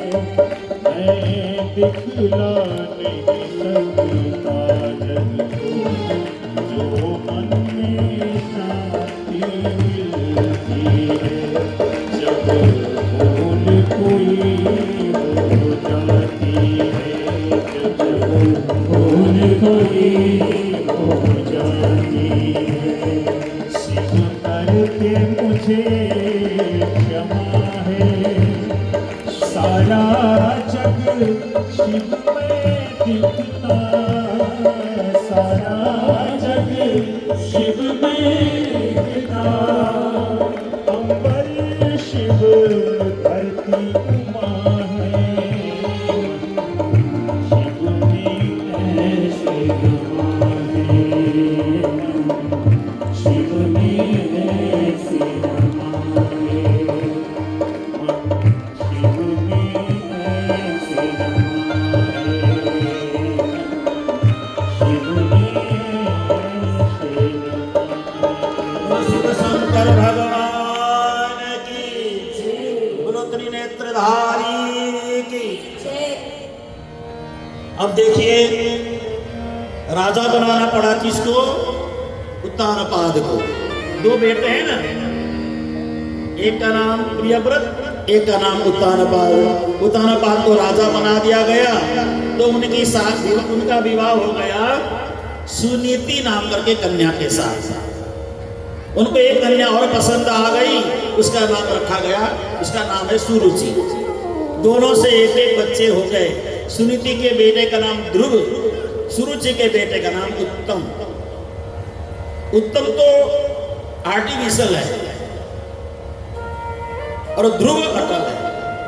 जो चीज उत्तम दिखता है ना, वो चाइनीज सामान है,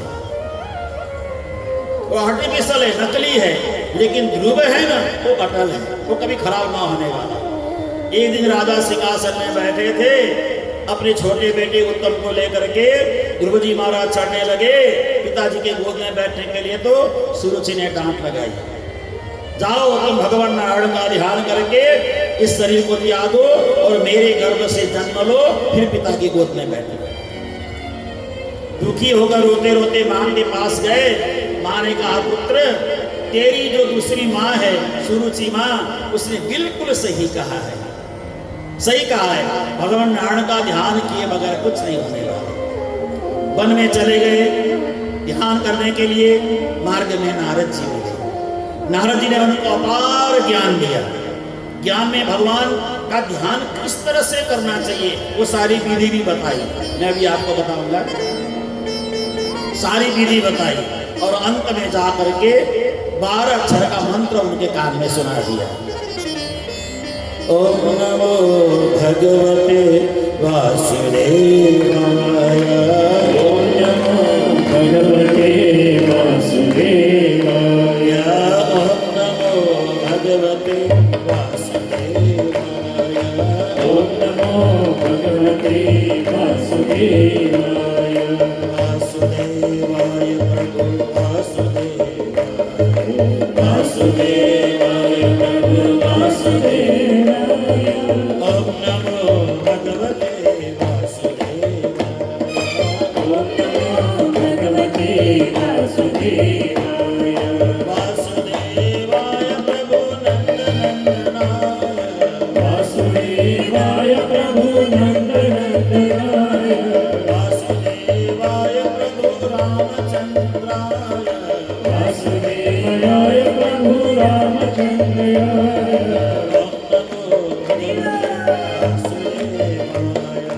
ओम नमो भगवते वासुदेवाय। ओम नमो भगवते वासुदेवाय। ओम नमो भगवते वासुदेवाय। बढ़िया समझाया, इच्छा दिया। बिना गुरु से मंत्र लिए बगैर मंत्र का जितना मर्जी जप करो उसका कोई लाभ नहीं होने वाला। आपको पता है पेट में दर्द है तो ये वाली दवाई लेनी चाहिए, लेकिन डॉक्टर जब अपने प्रिस्क्रिप्शन के द्वारा देगा ना जल्दी ठीक हो जाएगा, क्योंकि उसको पता है दर्द किस प्रकार का है। दर्द के आधार पे आपको औषधि प्राप्त हो जाती है तो उसका लाभ है। उनको समझाया गया, देखो बेटे कभी उद्देश्य को दुर्लभ नहीं समझना। मैं कोई काम नहीं कर सकूंगा ऐसा नहीं सोचना, है ना।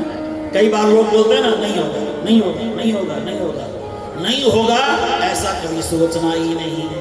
भगवान को धरती में उतारना कितना बड़ा काम है, कोई छोटी मोटी बात है। अपने ब्रह्मधाम में रहने वाले भगवान को धरती पे उतारना है, सामान्य बात थोड़ी है, लेकिन हिम्मत नहीं हारना। और दूसरी बात है अपने दोष का अनुसंधान नहीं करना। मैं दोषी हूं या जो भी हूं परमात्मा का हूं, बस ये सोचना। और तीसरी बात है साधन और साध्य दोनों परमात्मा हैं, ये सोचना चाहिए। साधन भी परमात्मा, साध्य भी परमात्मा। वन में चले गए ध्रुव जी महाराज और वन में जा करके तपस्या करने लग गए बड़े मस्ती से। पहले तो कुछ पानी पिया, सूखे पत्ते फल खाए, बाद में धीरे धीरे फिर फल खाना छोड़ दिया, सूखे पत्ते पानी पिया। फिर अगले महीने जा करके फिर सूखे पत्ते भी छोड़ दिया, सिर्फ पानी पिया। और अंतिम में जा करके पानी का भी परित्याग करके सब कुछ परित्याग करके बस एक ही चीज मन में सोचने लगे ध्रुव जी महाराज। क्या सोचते हैं ध्रुव जी महाराज? लाल लाल ओंठ हैं जिनके, लाल लाल ओष्ठ हैं जिनके, और रत्नारे जिनके नेत्र हैं, और सुंदर जिनकी नासिका है, शरणागत वत्सल हैं जो मेरे प्रभु, दया के समुद्र हैं, और श्री वत्स का चिन्ह है उनके हृदय कमल में। घनश्याम हैं, बनमाली हैं, शंख चक्र गदाधारी हैं, चतुर्भुज किरीट कुंडली हैं भगवान, किरीट कुंडल से भगवान युक्त हैं, और केयूरी और कस्तूरी में उन्होंने धारण किया हुआ है, और पीताम्बरधारी हैं। हृदय में जो अपने नखमणि मंडित मनोहर चरणारविंद का चिंतन करने लगे ध्रुव जी महाराज। और भगवान का चिंतन करते करते अचानक भगवान हृदय से गायब हो गए। क्या करोगे? भगवान हृदय से गायब हो जाए तो क्या करोगे? घबरा गए ध्रुव जी महाराज। मैंने 5 महीने 6 महीने तपस्या किया, मैं दिल में जिनका दर्शन कर रहा था वो तो दिल से गायब हो गए। घबरा गए, घबरा करके झट से आंख खोल करके देखा तो भगवान श्याम सुंदर सामने खड़े मिले। सामने भगवान खड़े मिले, जो अंदर थे वो बाहर आ गए। परमात्मा सदा हमारे अंदर हैं, उनको बाहर प्रकट करना है।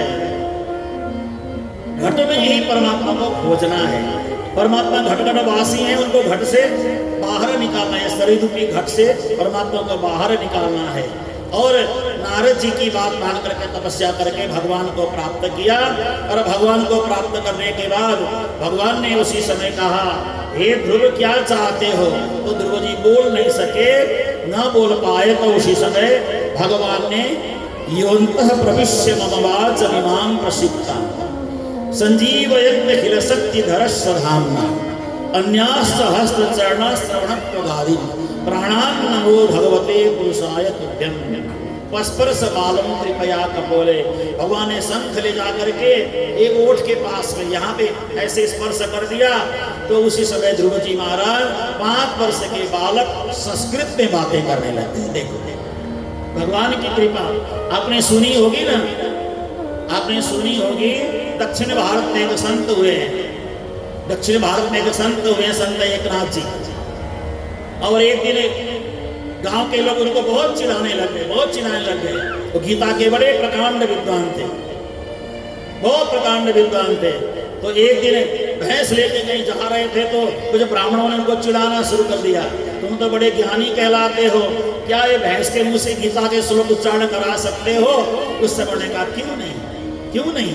तो भैंस के पीठ में ऐसे ढाप मारी और अपने भैंस का नाम लेकर के बोला, सुना दे इनको गीता के श्लोक, सुना दे इनको गीता के श्लोक। उसी समय भैंस ने क्या बोलना शुरू कर दिया, यदा यदा हि धर्मस्य ग्लानिर्भवति भारत अभ्युत्थानं धर्मस्य तदात्मानं सृजाम्यहं परित्राणाय साधूनां विनाशाय च दुष्कृतं धर्म संस्थापनार्थाय संभवामि युगे युगे।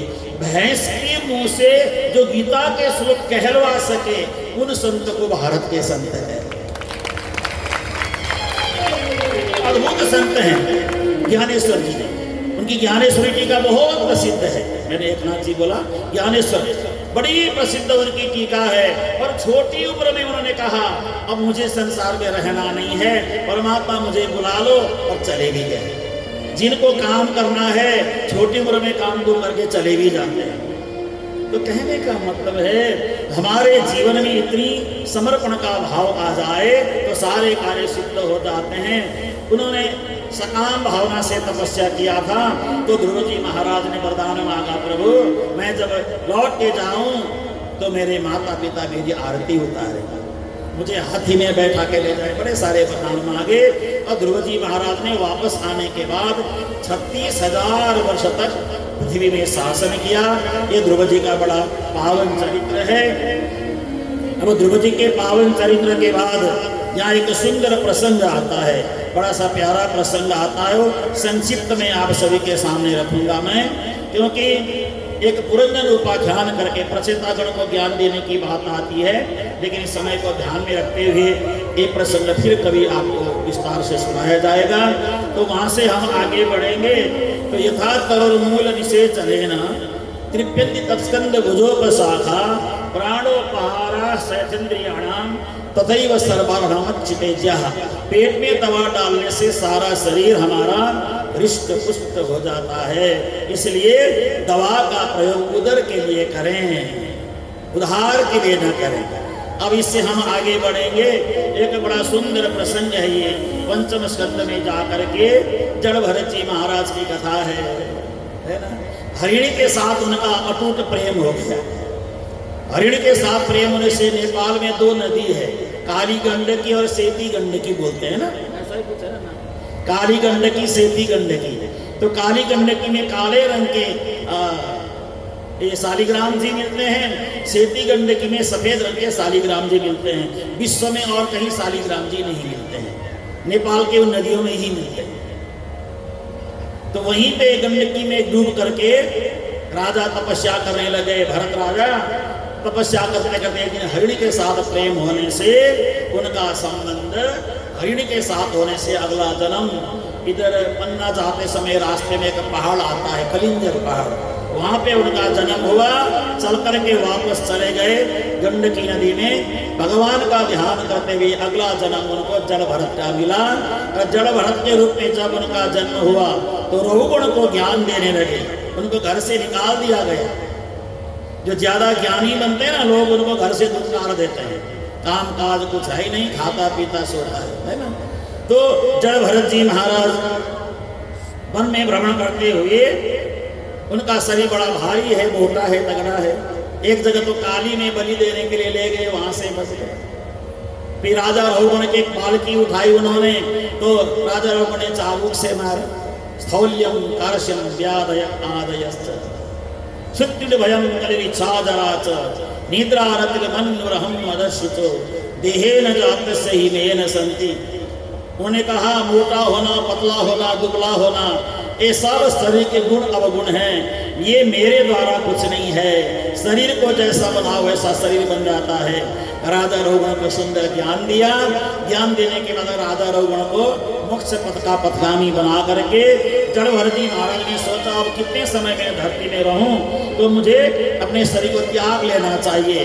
तो जंगल में एक जगह आग लगा हुआ देखा, उसी आग को ब्रह्म मान करके कूद गए, उसी में जल करके अपने शरीर को भस्म कर दिया और मोक्ष पथ के पथगामी बन गए। अब एक दिन की बात है, छठे स्कंद में एक ब्राह्मण है जिनका नाम अजामिल है। अज कहते हैं परमात्मा को, जो परमात्मा से मिले उसे भी अजामिल कहेंगे।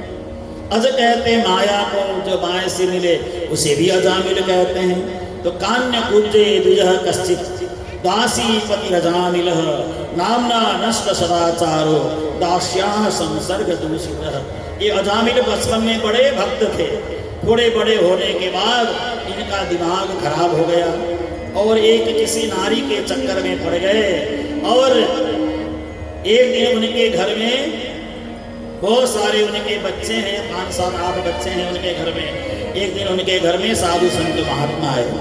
श्रीमन नारायण नारायण नारायण श्रीमन नारायण नारायण नारायण श्रीमन नारायण नारायण नारायण श्रीमन नारायण नारायण नारायण भगवन नारायण नारायण नारायण भगवन नारायण नारायण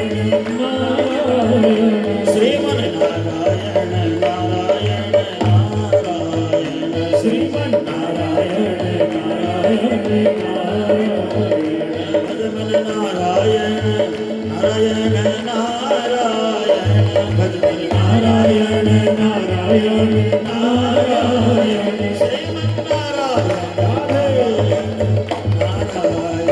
श्रीमन नारायण नारायण नारायण श्रीमन नारायण नारायण नारायण नारायण भगवान की। साधु संत महात्माओं ने आके आशीर्वाद दिया। हे ब्राह्मण देवता अजामिल जी, आपकी पत्नी गर्भस्थ है, इनके गर्भ से जन्म लेने वाली जो संतान आपकी होगी तो भगवान के परम भक्त होंगे। समय पाकर के संत महात्मा चले गए और उस नारायण बच्चे के प्रति बड़ा प्यार हो गया, स्नेह हो गया, संतों का आशीर्वाद है।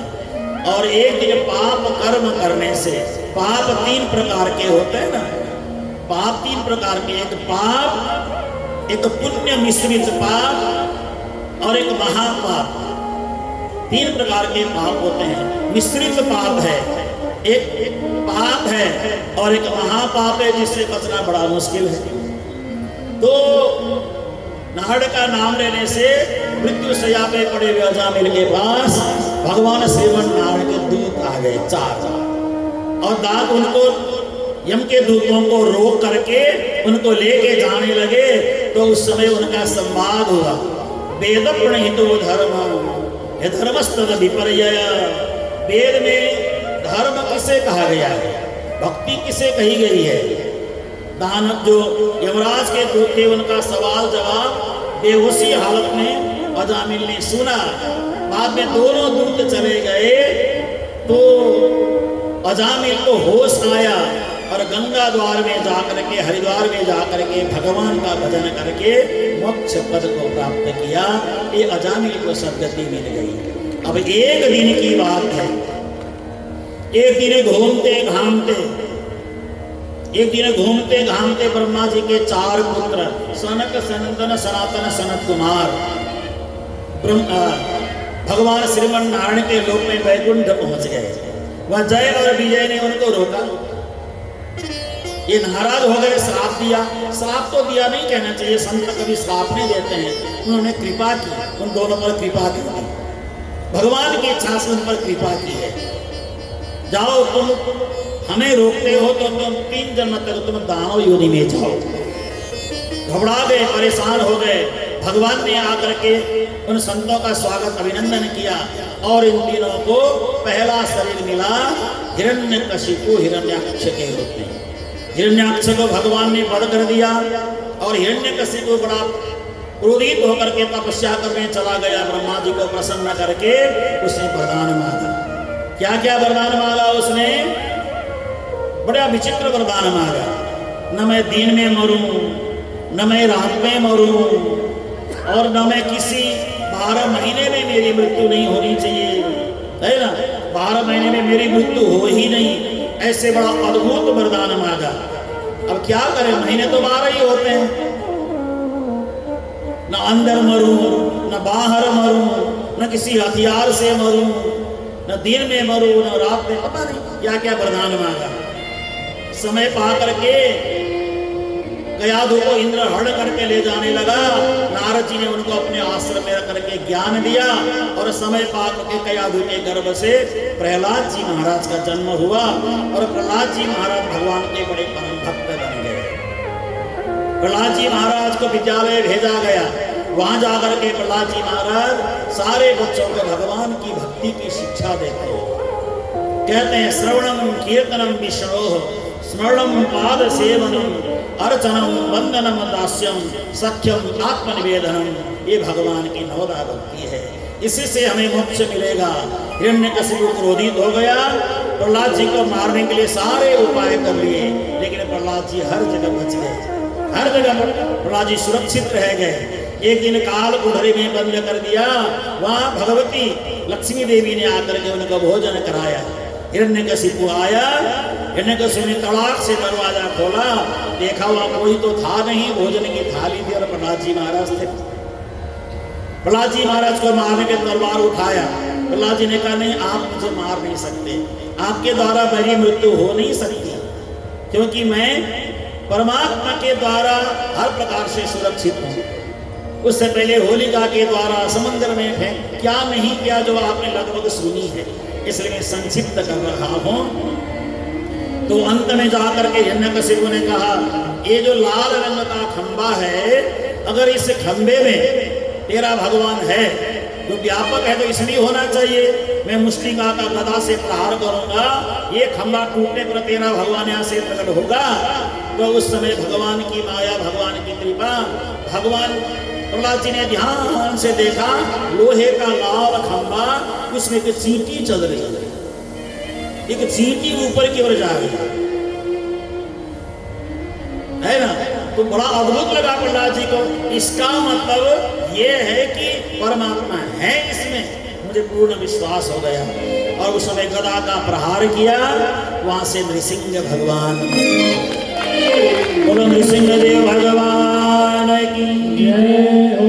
नृसिंहदेव भगवान ने बहुत देर तक, जैसे बिल्ली चूहे के साथ खेलती है, काफी देर तक चूहे के साथ खेलने के बाद कहा, हे ब्रह्मा जी, अब इसका संहार करना है। अब इसे तो वरदान ऐसा मांगा है कि 12 महीने में मरेगा ही नहीं। ब्रह्मा जी ने कहा, मैंने 13वां महीना बना के रखा है। 13वां महीना कौन सा है? यही महीना जो हम कथा सुन रहे हैं। अब इसी 13वें महीने में पुरुषोत्तम मास में दरवाजे के दहलीज में ले जा करके भगवान नृसिंहदेव ने हिरण्यकशिपु के हिस्से को चीर करके अलग अलग कर दिया। जो अंदर से अकड़ियां निकली, उनको अपने गले में डाला। गले में डाल करके बहुत जोर जोर से चिघाड़ने लगे, जोर जोर से बोलने लगे, कोई भी उनके पास जाने की हिम्मत नहीं करता है।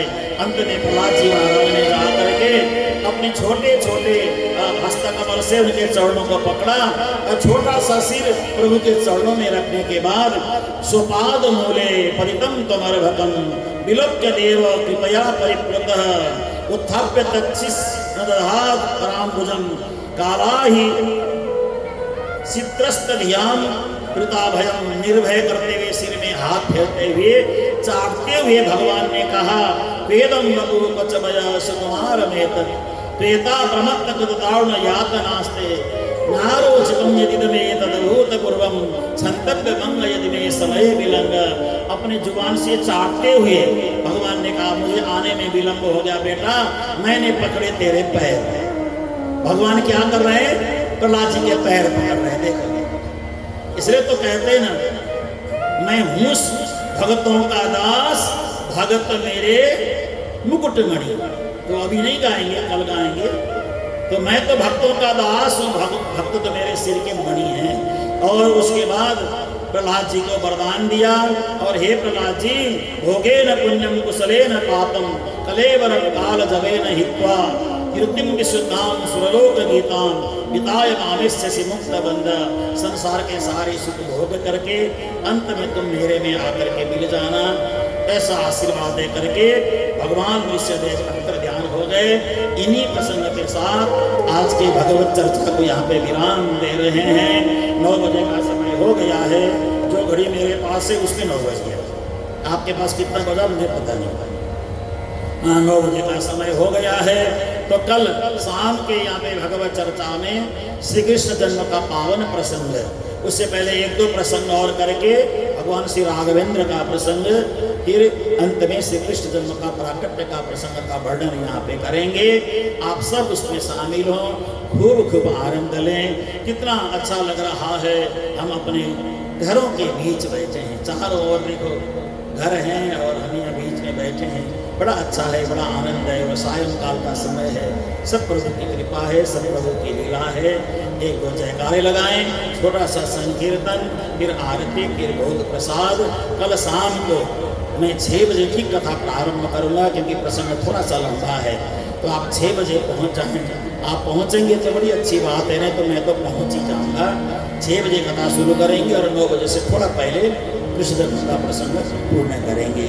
श्री कृष्ण कन्हैया लाल की जय, श्री नित्यानंद स्वामी की जय, श्री प्राणनाथ प्यारे की जय, श्री महाराजा छत्रसाल की जय, गौ माता की जय, भारत माता की जय, शुद्ध सनातन हिंदू धर्म की जय, श्रीमद् भागवत महापुराण की जय।